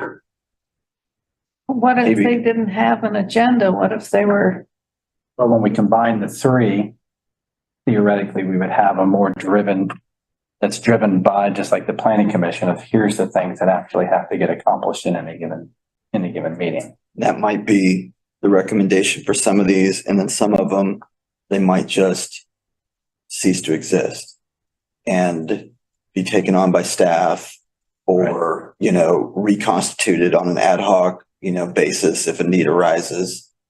So some of them might not be absorbed anywhere. They might just go away. Or maybe a recommendation would be is that it transitions from a city commission appointed to a city manager appointed and managed. That could be as well. Right. That I can see where we have that as an operational board that is overseen in that way. That I think the sales tax audit committee honestly would be one. I mean, it's almost like these ones that are commitments fit really well into these operational advisory boards. Yeah. But we can't quite find a space for it within the strategic plan goals, but it is something that we've made a commitment to do. Isn't this that kind of what Congress kind of does already when they they have hearings and they call people in? I mean, and they go there and they answer their questions about things. I know my brother does it for the Department of Defense. And it seems like that's a better, like for the sustainability board, if there was a question, like let's say plastic bags, they called in people to talk to them to decide what they were going to recommend to the commission. You didn't need to have a standing committee. You called people in or people could apply to talk. But it seems like that's a more efficient way of gathering information to make them a recommendation. If the commission or committee does not have a task, like to look at a given set of tax revenues at each quarter or how often it would just be as needed, we call people in and we have our list of experts and anyone else that wants to come talk. Yeah, often there's a select committee on, or we hear those things at a congressional level. I'd invite Hannah maybe give some perspectives on how we're envisioning public engagement going forward. Because if you read that statement, we're very committed to co-creating government. And so I think we would like to have the opportunity to form committees at a staff level that help us in our work. Yeah, as one aspect of our larger community engagement portfolio. So when we talk about creating operational boards, that would be sort of one technique or one tool in our toolkit for going out and listening to people and gathering their feedback and bringing that back to the city so that we make better decisions that reflect community sentiment. Having something less formalized in a board and commission and having a staff appointed group would also potentially lower barriers to entry for people, right? Because it's less formalized. I don't have to go through the sort of rigorous-esque application process and be appointed by the mayor. Instead, they could be more casually invited in. You could go out and meet them where they're at and do better outreach to them and more engagement. It's just an easier process for people to fold into, which I think helps the equity and inclusion concerns. And then in the community engagement space in particular, if there was an operational board, that would be, that would allow us to do a lot of things that, so if you have an issue, say that we just can't get people to show up on, we just can't really, they won't dig their teeth into it, they're too busy, whatever the thing might be. If we had a standing group of people who are here to say, I want to engage with you on issues, they could be our go-to folks. And at least we're getting some people at the table to have conversations. So there's all kinds of benefits to this. But I guess what I would just drive home is the city is very much committed to doing community engagement in many ways, in many places, consistently and intentionally. And an operational board is one way that we could go about. I want to play. Sorry, go ahead. It would be less intimidating Yeah. for the average person. Don't you think? Yeah, it Yeah. would take less courage. And you don't have to be filmed and you don't have to do all the YouTube, yeah. core stuff. You can just be more human in the space, which I think is welcoming. No. To play devil's advocate on this, and I think this, I like operational advisory board idea. To play devil's advocate on this, one of the having the mayor make the suggestion and then the commission do the approval process. There's some accountability that comes into that role. If I'm playing a devil's advocate is of, okay, well, what's holding city staff accountable for the people that they appoint to these boards that aren't just backing what you guys already want to do? supporting the opinion that you already have? So my answer to that would be, if you subscribe to the values of public participation, John Helbandian mentioned it last time, the International Association for Public Participation, you approach community engagement as a neutral space, as a facilitator. You're holding neutral space for people to provide you feedback. You're not there to influence in any one direction. So we would very much be approaching those operational boards as a space to do neutral work and just let them talk and build agendas and all of that good stuff that makes the meeting run well. But it would not be staff driving the agenda. We would be holding neutral space where people would be able to surface their concerns on any one issue or more broadly. And I would give some examples. So we would want to have to work out some of these issues with stakeholders that we've identified. Before a staff recommendation comes forward to the city commission, we say, well, we worked with a lot of different folks, and they may not even show up at the meeting because they felt heard and represented. We're doing that work now. We do it all over the place. And some of those, that input and guidance we get on stakeholder input does get to an agenda for an item for the city commission. So many don't.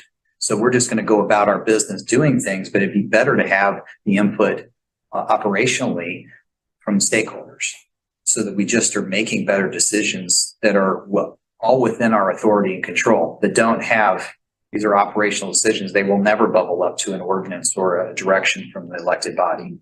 They never would, but we would still want to engage them. Those are the types of things.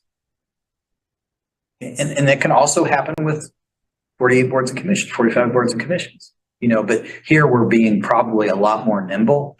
And as Hannah Sam, reducing a lot of barriers for people that don't want to get a babysitter so they can go down at 7 o'clock on a Wednesday.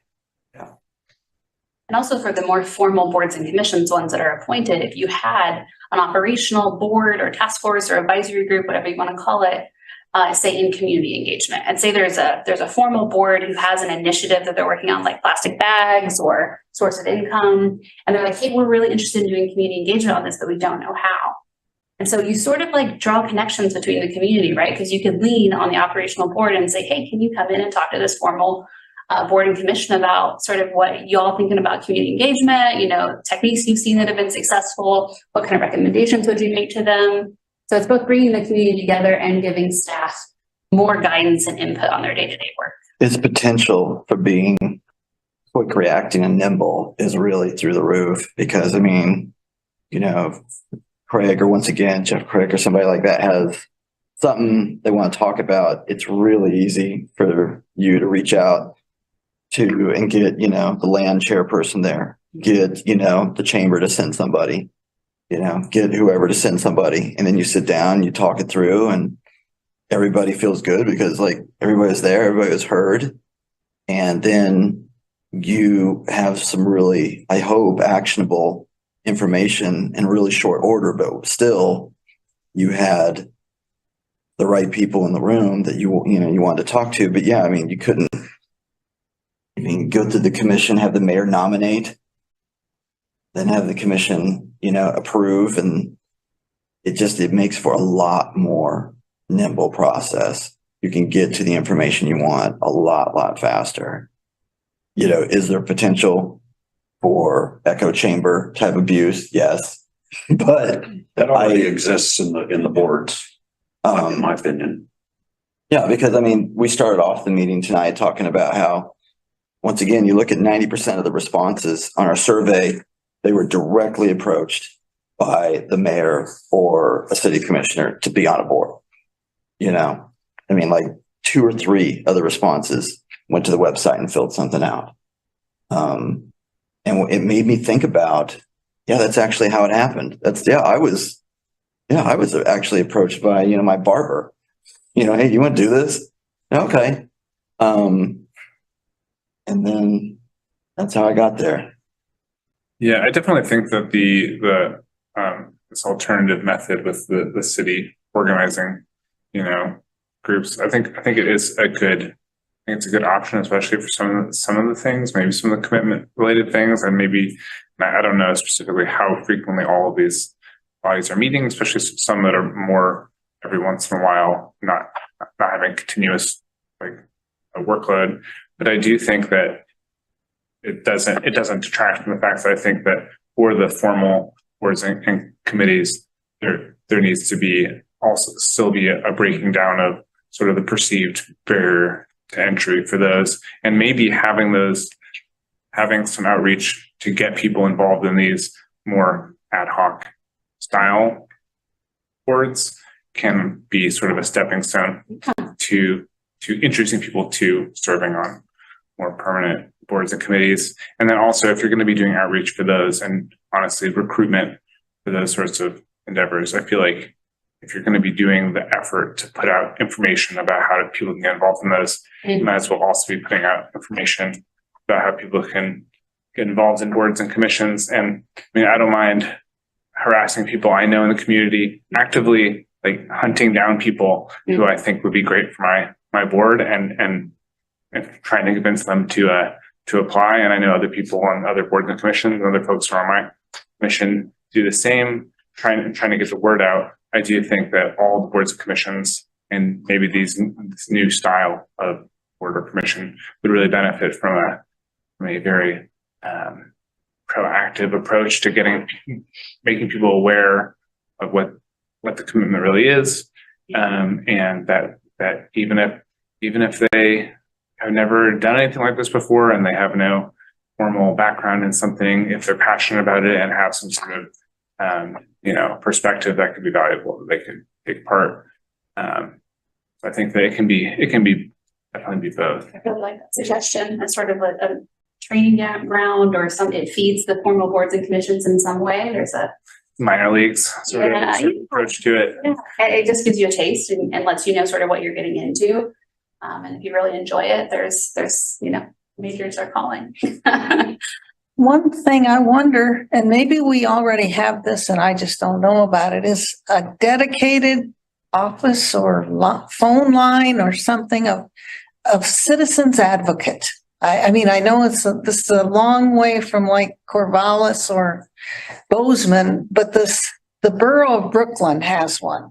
So where my son lives, if you have a concern about not just a complaint, but general policy or something, you want to see more arts down in that park where you take your kid, you call and there is a person who then refers you to that department.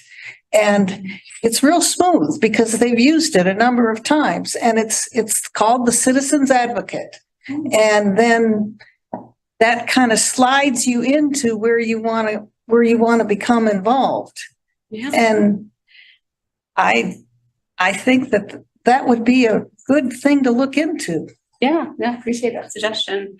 We're working on an infrastructure solution and a maintenance solution, so that citizens can report problems that sort of infrastructure departments can solve. But I think you're speaking about something much more general, Much more general, like high level feedback. What's going on with the kids' art classes? Why aren't they doing more clay?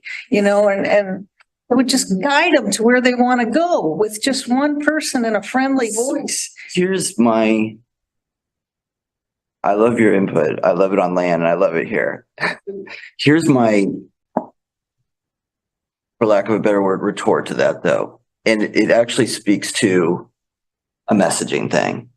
And I just looked it up to make sure I had it right. So the borough of Brooklyn has a population of 2.577 million people. I know. The city of Lawrence has a population of, what is it? I think we had to fight with the Census Bureau over like a few thousand to get up to 100,000. But I think the US government thinks we're 97,000, The reality is, and I didn't know this until I got involved, the reality is I can get Craig or the planning director or the mayor on the phone. Our city is that small. So there's your community liaison right there. But so the first issue that speaks to me is I don't think a lot of people understand that. I don't think a lot of people get, we're small enough, you can get the city manager on the phone. You really can. And you're an attorney and you're not easily intimidated. I'm a housewife and I'm easily intimidated. It's even difficult for me to come here. I wouldn't know it, but having known you for a while, I would say this, there are a couple places, and the city's aware of them, where there is sort of that thing you're talking about. And one of them is in planning, because there's this perennial issue complaint. And you've heard us talk about it, where something's going on in a neighborhood and not everybody got, noticed. Not everybody knows about it until they read about it in the paper that it's going to go in front of the city commission, and then there's a great big freak out. And nobody wants a freak out. We would rather deal with it, when it's still, in the planning office. We've talked about in land, they're actually trying to create a dedicated staff person there that's out there bird dogging these issues in the neighborhoods before it turns into a great big thing in front of the city commission. There, absolutely, because the planning process, some would say it's so opaque and so confusing. That's just there. I said my piece. I mean, I definitely hear what you're saying about the intimidation factor. And I think a while back I did use the word empower. And that really is how I think about it. I talk to people all the time who know me from all different walks of life and know that I do stuff like this. And I always try, when I'm talking to those people, I always try and demystify it and say, like, you can go on the website right now. There's vacancies, you can apply. And I mean, there really isn't, some sort of hurdle. I mean, there are some steps to it, but we actively need people in the community to be applying for these things. And I feel like it seems like a mountain to climb, and when it should seem like, I mean, for me, having done volunteer recruitment, I mean, all these folks are volunteers, and volunteer recruitment is hard. It's hard to convince people to donate their time to do long procedural meetings generally. So I feel like right now it seems like people see it as like an upward slope, and the reality is it's honestly more of a downward slope. I feel like almost everybody I know who has applied to be on my commission has gotten onto my commission, partially because they're great people, but also the line isn't going out the door at the moment. So I feel like that kind of needs to invert a little bit, and we need to be courting people more and making people feel like they're wanted in these spaces and that they're capable of participating, that it's not that scary, and that you can be a little bit informal in the meeting. So there's the formal meeting stuff and all of that, but things get a little bit casual. At least in my meetings. I think I get what you're saying, though. Now that I think about it, is not everybody wants to try to call the city manager or the mayor or whatever, and it's more inviting if there's somebody that's in the city just labeled the community liaison, the community advocate. That's what you're saying, isn't it? Yeah. Yeah. And they'll tell you, well, I'll have so-and-so call you from the Arts Commission, and then you get a call back. It's putting that intermediate step that makes it like training wheels. It just makes it easier till you learn how to cruise. Yeah. Well taken. Okay. Could we go back to the operational just quickly? Yeah. Yes, nothing's quickly. On the tents, where our goal is 10. 10 or fewer. 10 or fewer. Are we saying the operational advisory boards and commissions are part of that count? No. Not part of that count. Separate and apart. Okay. In an ideal situation, what is that? Because the way you guys have been talking about the operational advisory boards and commissions is pulling people in on an as needed basis. We came up with this thing that we need help on. Is that a task force? Like an operational task force as opposed to an operational advisory board? Or are you talking about 4 operational advisory boards: finance, HR, operations, transportation, community involvement? Maybe that's 5. And then those individuals, then you're appointing individuals to all of those committees. Are you saying we have 5 departments that we need advice on, and we're going to build an advisory board that has somebody that has finance expertise, legal expertise, and going down the list? And that's just a board that just sustains itself, and they're available when the things come up, that has a regular agenda item. Maybe, but I think boiled down to its essence, what Craig is talking about is there's still such a thing as a task force, but they exist on 2 levels. Right. The city commission at will can create a task force if they want to, but that would go through a formal appointment process and whatever. And, you have to have 4 votes on the city commission to make it happen. or 3 votes, actually, sorry, can't do math. Or there's the operational advisory boards, which is at the city manager level or the department level, or the planning director, city manager can just as needed, gather up a group of, people with the input or expertise they need, talk to them. If it goes on for 1 session or 3 months or something, fine, and then it goes away. That's, I think, at its essence is what they're talking about. But it doesn't really matter what you call them. What matters is how they're instituted, right? We're talking about something that is completely non-political and essentially informal, that's called together by city manager or a department head or something like that, and they do what they need to do. Or you can form something at the commission level, but that's going to be through a formal, vote and an appointment process. Because what I'm kind of getting here is that like I said, not we, it was me, it feels like these commitments fit well within what you're talking about. But if we have commitments to this strategic plan, that's beyond just pulling people in when it's necessary. Could be. Yeah, and if we have an ongoing, relatively formalized board, which is convened at the city level, I mean, is that actually achieving our goal of reducing if we are just recategorizing and they still exist and meet regularly and require the same amount of staff time? Is that actually, I mean, we could shift. I mean, hypothetically, if we wanted to shift the commitment focused ones over to be, I can't remember what is the term, that's operational advisory boards, that would reduce our total by 3. And that feels like we're heading towards our goal, but really, are we actually accomplishing anything other than, I mean, it is changing the nature of them, but is that going to, because I feel like the impetus for a lot of this work is that it feels like there is some overlap, and that there is some inefficiency, and that there is potentially excess burden on staff time. Right. So if we're not reducing those by recategorizing them, yeah, is that what you're asking? In a roundabout, yes, all of that. One of the things that happens, and I'll let Craig talk here a second, because he probably has lots to say about that.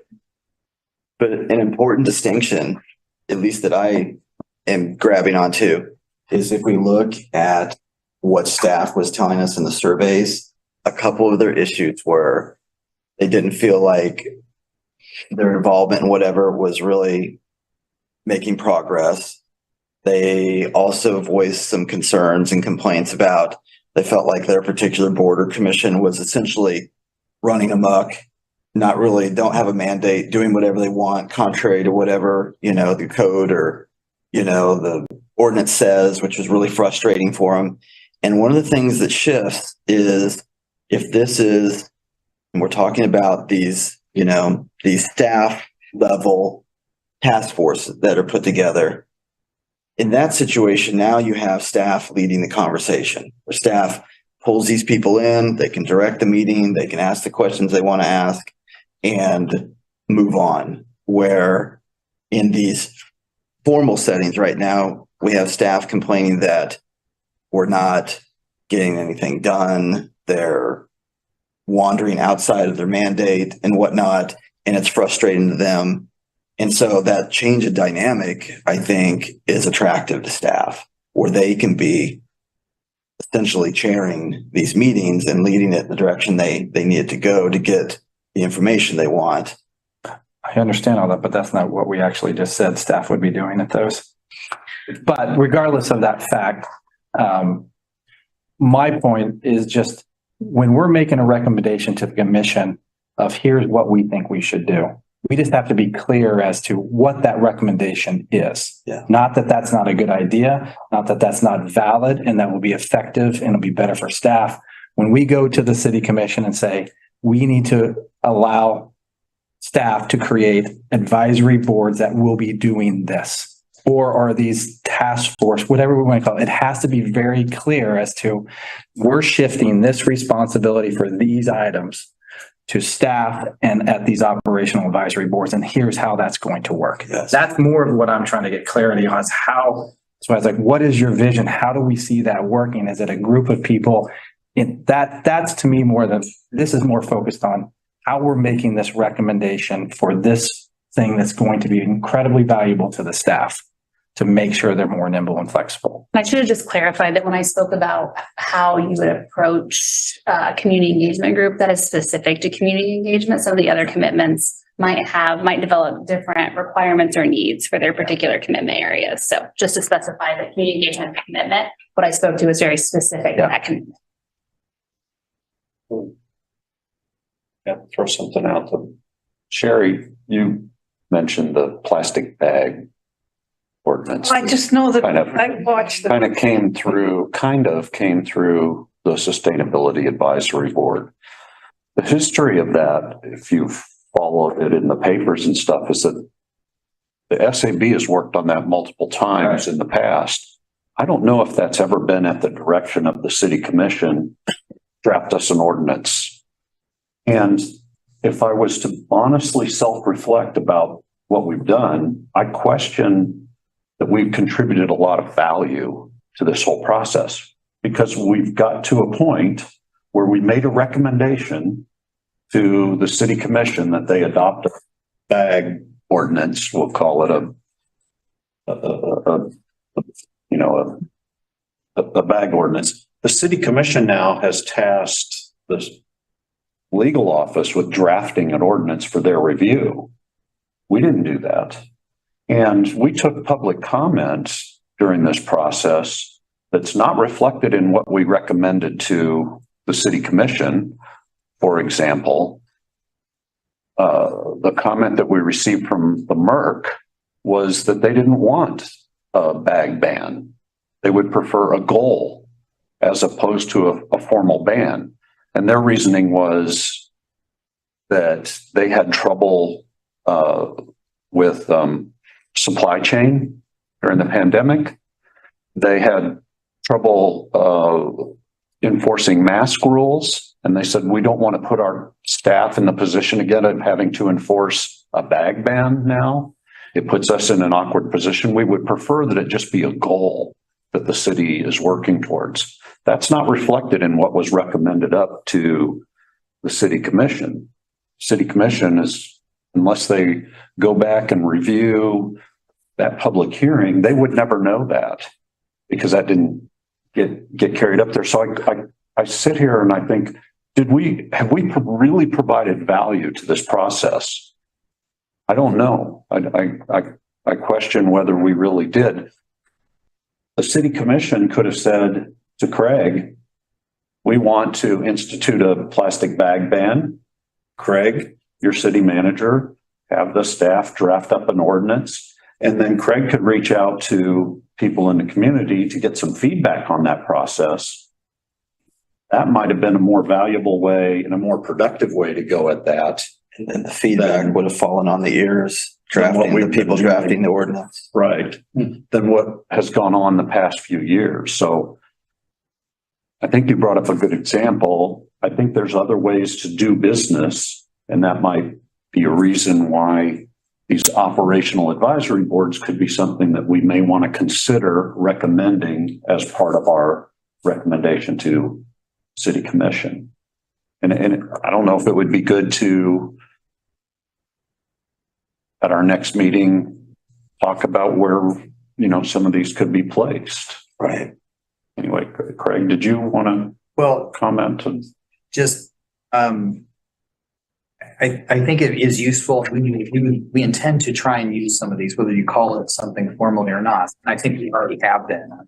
I don't know if it's a good example, but I know the Sanctuary Alliance worked with us to develop an ordinance that was really particular. It wasn't a formally appointed committee. It was a group of citizens that came in and interacted with staff. I think also some elected officials, but they interacted with staff and did work to try and bring forward a better product that was more aligned with, and they had a lot of, so I think that's an example of one that was probably productive, that would have been the type that we would use. So we'd like to start using these, I think, regardless. I wish Dr. Nanabandian was here, because his whole body of research has been on the policy administration dichotomy. And what do policy and elected leaders do? And what is the work of administration or operations? And that our form of government does recognize that fairly specifically with my role and with the city commission's role. So I think we already have kind of the guidelines, and there are citizen involvement on my side of the equation, and there's citizen involvement on their side of the equation, which is you. So I think that's probably space that you could articulate these things in, and not necessarily specifically define what the operational side is, but we will be pledging but you could encourage as a recommendation, this is a better place for some of the ones of the 45 that you've been working with. These probably are better to be on the operational side, and we would encourage the city manager to make use of that and formalize that. So I think that probably could be a good recommendation, which we are planning to do in a way to increase our community engagement. I think that makes a lot of sense to me. Like we're just, by us not placing the sales tax audit committee anywhere in the parking lot, is us being clear, that's an operational thing that should fall under what we perceive as an operational or the sustainability. That this piece of the boards really operation allow staff to do what they're supposed to do as it relates to managing the city. Well, being cognizant, I'm good with that as a being cognizant of our time.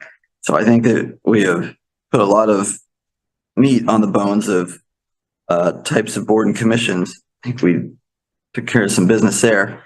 And I think we may have even have drifted into the operating rules and procedures somewhat, because I think we've had some discussion about, I think, the practical application of how all this works. Is that sort of what you were thinking by putting that on this agenda? Yeah, and I don't think we've gone too deep on this in our preparations. We just want you to know that we are working to try and prepare something for you, kind of, if I ask for permission, some latitude to prepare some options, because that's going to be really detailed. Well, I think you got from us tonight, maybe what you needed was, I think everybody here sees, yeah, that's a good idea. That works. That works for everybody's benefit. Training and orientation, talked about the things of the ones that have been successful. Make sure that we do a lot more of those things. So we'll be building those into some policies, procedures, regulations, that these should happen for all boards and commissions. Yeah. So that's what we're going to try and give to you. And then maybe even some operating policies and procedures. So how you make motions, the operation of who prepares the agenda. It's not always consistent. How is that process done? And you saw that with both of or two or three of the example communities. right. So as part of this rules and procedures, kind of defining what the liaison's responsibility is, Right. board chair's responsibility is. And if you have a discussion on that, what you think we should be looking at, that it is a good conversation to have tonight, but we're going to offer it to you as a starting point. It's certainly up to your discretion. I think you already got that out of us earlier in the meeting. I think Stan spoke to it directly, which is, in many cases it's blurry. What's the liaison supposed to be doing? What's the committee and the committee chair supposed to be doing? So it's like, so that's the second issue. We've been like, yes, we need to drill down farther on that because, and then the third issue that we talked about earlier tonight is, sort of looking at what works for the planning commission. There's more back and forth interaction with staff, right? And it seems like that's working. It seems like that's building competence and it's building relationship back and forth. And that's desirable to have a successful commission or committee or board. And Stan pointed out earlier also just the fact that there are some of the boards that very much have they come to the table with a full agenda that is essentially, teed up for them, and they just have to come and, go through those items, which is very different from, your experience. For me, it's pretty different from my experience. And even though I think, obviously, I bet the boards that have that format, I bet that their retention and attendance and some of those things are probably a little bit better because honestly, it's just easier to show up to a meeting when somebody just hands you an agenda and says, we need to talk through these items, and you just go through them. Whereas for us, the Cultural Arts Commission, I mean, last night we had a mural proposal. Those are great. You listen to them talk and then you give them feedback. And then, that's generally how that works. But then after that, we spent the rest of the time talking about mostly things that we are doing as far as our programs and the timelines for them. And a lot of it is us discussing our own work and how we want to progress and making sure that we're not falling off schedule. So, which is very different and honestly more like labor intensive for the folks who are on there. We have a bunch of subcommittee meetings that happen in between meetings.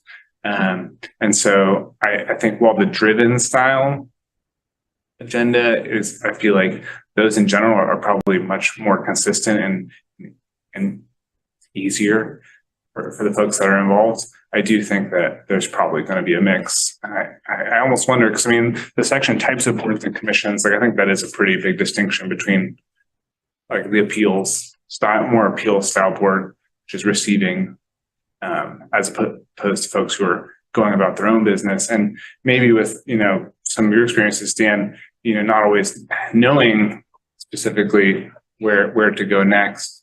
When I first started, the chair said, I don't believe in agendas. We never had an agenda for a meeting.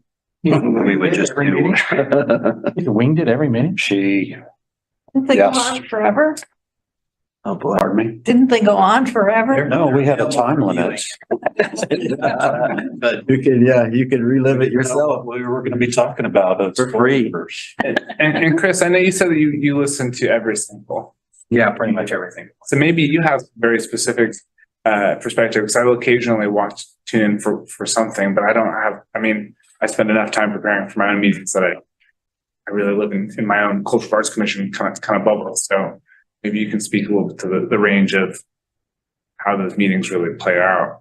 Oh, gosh, I don't know. I just want, I would agree with Stan. I think that the ones that have the very objective criteria of what needs to get accomplished in a given day run pretty smoothly, and everybody's pretty engaged and come pretty prepared. The ones that are a little broader, like our special alcohol tax, we haven't really had an agenda for a while. And they tend to drag on and not be as productive. I'll zone out on those for sure. But So there are things like drafting of ordinances that came up. It would be our recommendation that those be done by our city attorney. So, because they're going to have to, the city attorney is going to either have to modify and deal with that or not. And there are some groups that have, done the drafting work and, with a lot of effort, a lot of energy and qualified to do it, but it's not the same way that our city attorney would see it. And so we will probably make that recommendation. The other thing that came up was city commission directions. So the work's supposed to be with the strategic plan, and we have work plans that come out of that. So if there's a policy work plan, that's stuff that we should do. If there's a new direction that is necessary, there should be a way to come back and check in with the city commission. And I think we want to try and design that process so that there's accountability, so the group doesn't go off on the wrong direction, but that they can feel the confidence to be able to check in through a certain process that doesn't lose the voice. So those were some of the things. And is it a working group or not? Do we expect you all to go out and do the work, to volunteer or is it really you're still just there to give ideas and direction and staff? And you should have staff resources, anything that you would say, this is what we should be doing next. The staff resources are there. So how does the budget impact it? So I think those are all things that would just, if those are clarified and standardized, then it will keep that as in this mystery. And if I could, we didn't have a lot of time, but just looking at some of the cities, the things that really stand out that we'll be bringing back is just on appointment qualifications, recruitment, vacancies, review of applicants. Who does that? Who's responsible for that? How does that happen? Communications, again, pretty much what Craig just said, outlining communication between the advisory boards and this commission and the city manager and staff. And that's why I listed some of these different these boards that we may not be specifically talking about, because when we draft this, that would apply to all. Is it different, the types of boards? those are the things that, you know, some cities do it the same for all boards, but maybe have different outlines based on whether it's policy or operational. And then just expectations, duties, and norms, having specific rules of procedure, training, duties of the chair, what are the duties of the members, and what's the duties of the staff liaison, decorum, and agenda responsibility. So that's sort of what's really common in those that are working really well. Decorum and ethics are something that have been raised a lot. And we're looking at in a number of ways as a city. Yes. I say yes. I think that's all great. You're bringing back 3 and 4 of the resolution, essentially, at our next meeting. Yeah, because 4 is very, you're right, both of 3 and 4. And again, some of that plays into the types of boards or the structure of the board.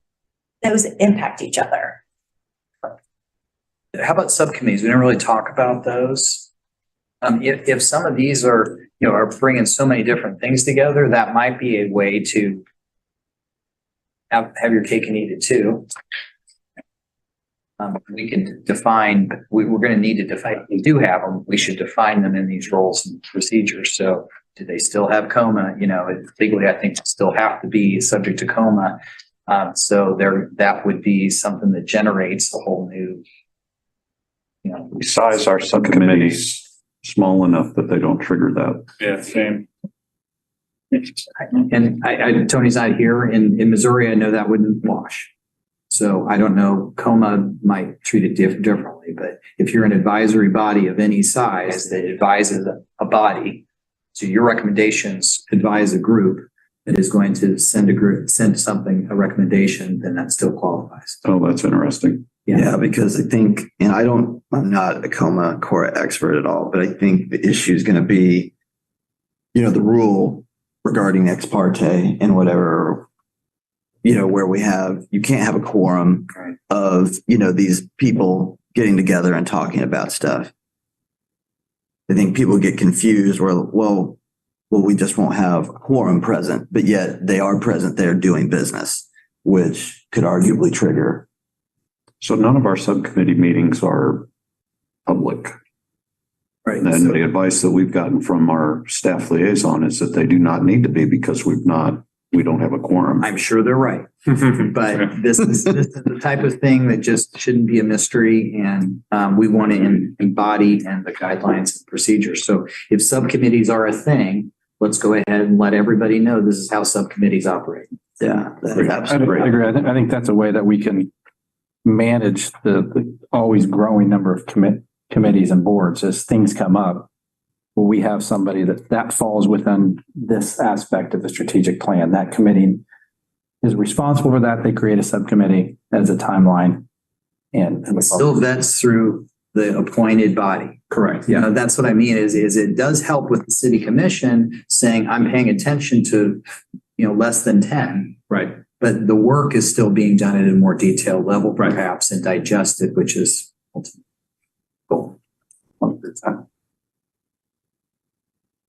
Where are we? Have we dealt with the agenda items we need to the point where we move on to B5?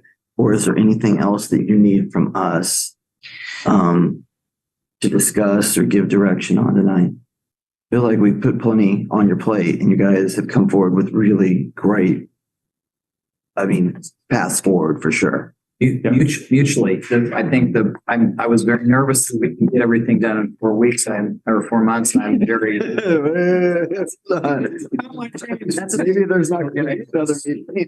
4 weeks, but this is great progress, and so excited about it. Appreciate it. Cool. All right, then we move on to B5 and talk about our next meeting. And the first thing that pops to mind is it sounds like there's some stuff that you guys want to do. You're going to go and chase down some data regarding the membership of our commissions, committees, stuff like that. It sounds like you're going to start fleshing out what these things look like as far as, sounds like you're going to go down 2 tracks. You're going to flesh out what you would like these operational staff level boards, committees to look like, but you're also going to be putting some rules suggesting some rules as far as how our, formally appointed boards work, as far as what does the chair do? What does staff do? What are our COMA rules regarding committees? When do we need a committee? How do we appoint a committee? How do we do it right to make sure that Tony is satisfied with everything that these citizens, these volunteers are doing? It sounds like there's definitely some things that you guys are going to be working on. And then is the idea that you're going to get those to a point that you're satisfied that you want to come back and talk with us about it. That's when we meet again. Yes. So we may get it. So it's kind of like I call it term sheet. So it's not all the detail or the drafted language, but here is what you can see and maybe here's some decision points. So some multiple choice, and you can do that. That gives you the ability to kind of guide us. And so it looks right. If we get to a place where we say, yeah, no, we've drafted it, it looks pretty good. So no pride in authorship. If you take this and have some things, no, rework this, or this doesn't seem right, then certainly that would be good direction too. So are we in a position where we can talk about when our next meeting is right now, or do we need to give you guys some time to do stuff and then you reach out to us? I don't know how much progress. I think we're fine meeting in the next 3 weeks. 3 weeks, like we have. Okay. Sounds like it's hammered down then. They weren't waiting on us to make that. No, definitely not. We don't have anything drafted, but definitely pulled a lot of information. Yeah, and Tony's not here, but she will obviously, have a legal eye on all this stuff to make sure it's compliant. So you're going to let us know when you want to meet again? I could run it now. Yeah, If you all are comfortable, but we have people that aren't here. right. So Yeah, how about our chairs here, yeah. say, approximately 3 weeks. And if you have, can we do the same if you have dates that you're not out of town? And so we're looking at the week. So that first weekend, we're looking at March 2nd is 3 weeks from today. So I would say start to shoot for that if Thursdays work, or we can, I can look at room availability and send it to you all around that date and just try to get an idea of what everyone's available. Does that work? Sometimes rooms are booked, so it may be Wednesday, it may be the next Monday or Tuesday. Does that work? I looked at my calendar. I want to mention something too. So we don't know a ton about it, but the extension service has sent me a card that's training for board and commission members, volunteer board and commission members, for community members. And they specifically talk about politically appointed boards and committees. So I don't know much more about it than I got a card, and it's for that Thursday, the 2nd. That's right, because that's right, because I've signed up too, and it's 4 Thursdays in a row. But you should, can we send this out, that same information out to them? Because I was just surprised, like, oh, I wonder what they're going to say. Is that during the day? What's the time? It's in the evening. Yeah. Okay. It's 5:30 to 8. Yeah, it's $100 to attend. Yeah. Well, as we sit here, I'm totally fine the first 2 weeks of March, March 1st through 10th. The 13th through 17th is spring break, I think, for kiddos. I can't do March 1st or 2nd. I won't be available. Okay. I was occupied. Would you like us to email you? You can email me that, then I'll start marking it out on the calendar and send the date. Just like this, we did the day that had the least amount of commissioners not available. Okay. I'm just doing taxes for the next 3 months, so any break from that, Yeah. accept it. Happily accept that. Evenings are best for everyone. That was sort of the initial polling, that there wasn't a lot of interest in doing a meeting during the day. Yeah, evenings are I'm best for fine this, with the sir. day. Tuesday evenings are the only nights I can't come. And I can't. Same here. Okay. During the days, City commission meetings. on Fridays are my least. I'm pretty available if there's a daytime. Okay. Yeah. Up your out of office sign, Okay. What's it? the out of office sign on Friday. I've done that. Okay, well, I'll just put that in around 3 weeks and we'll get the date out to everybody once we have it. Okay. All right. Well, unless there is new business to come before us, looking around, see none, then I would entertain a motion. Make a motion to adjourn. All right, it's been Second. moved and seconded. All right. Please signify your vote by heading out to the parking lot. Aye. I think that was unanimous. Yeah, it sounds unanimous to me. Thank you all. Thank It you a little all. hot here, didn't it? Yeah, Always fun. it heated up. It always does.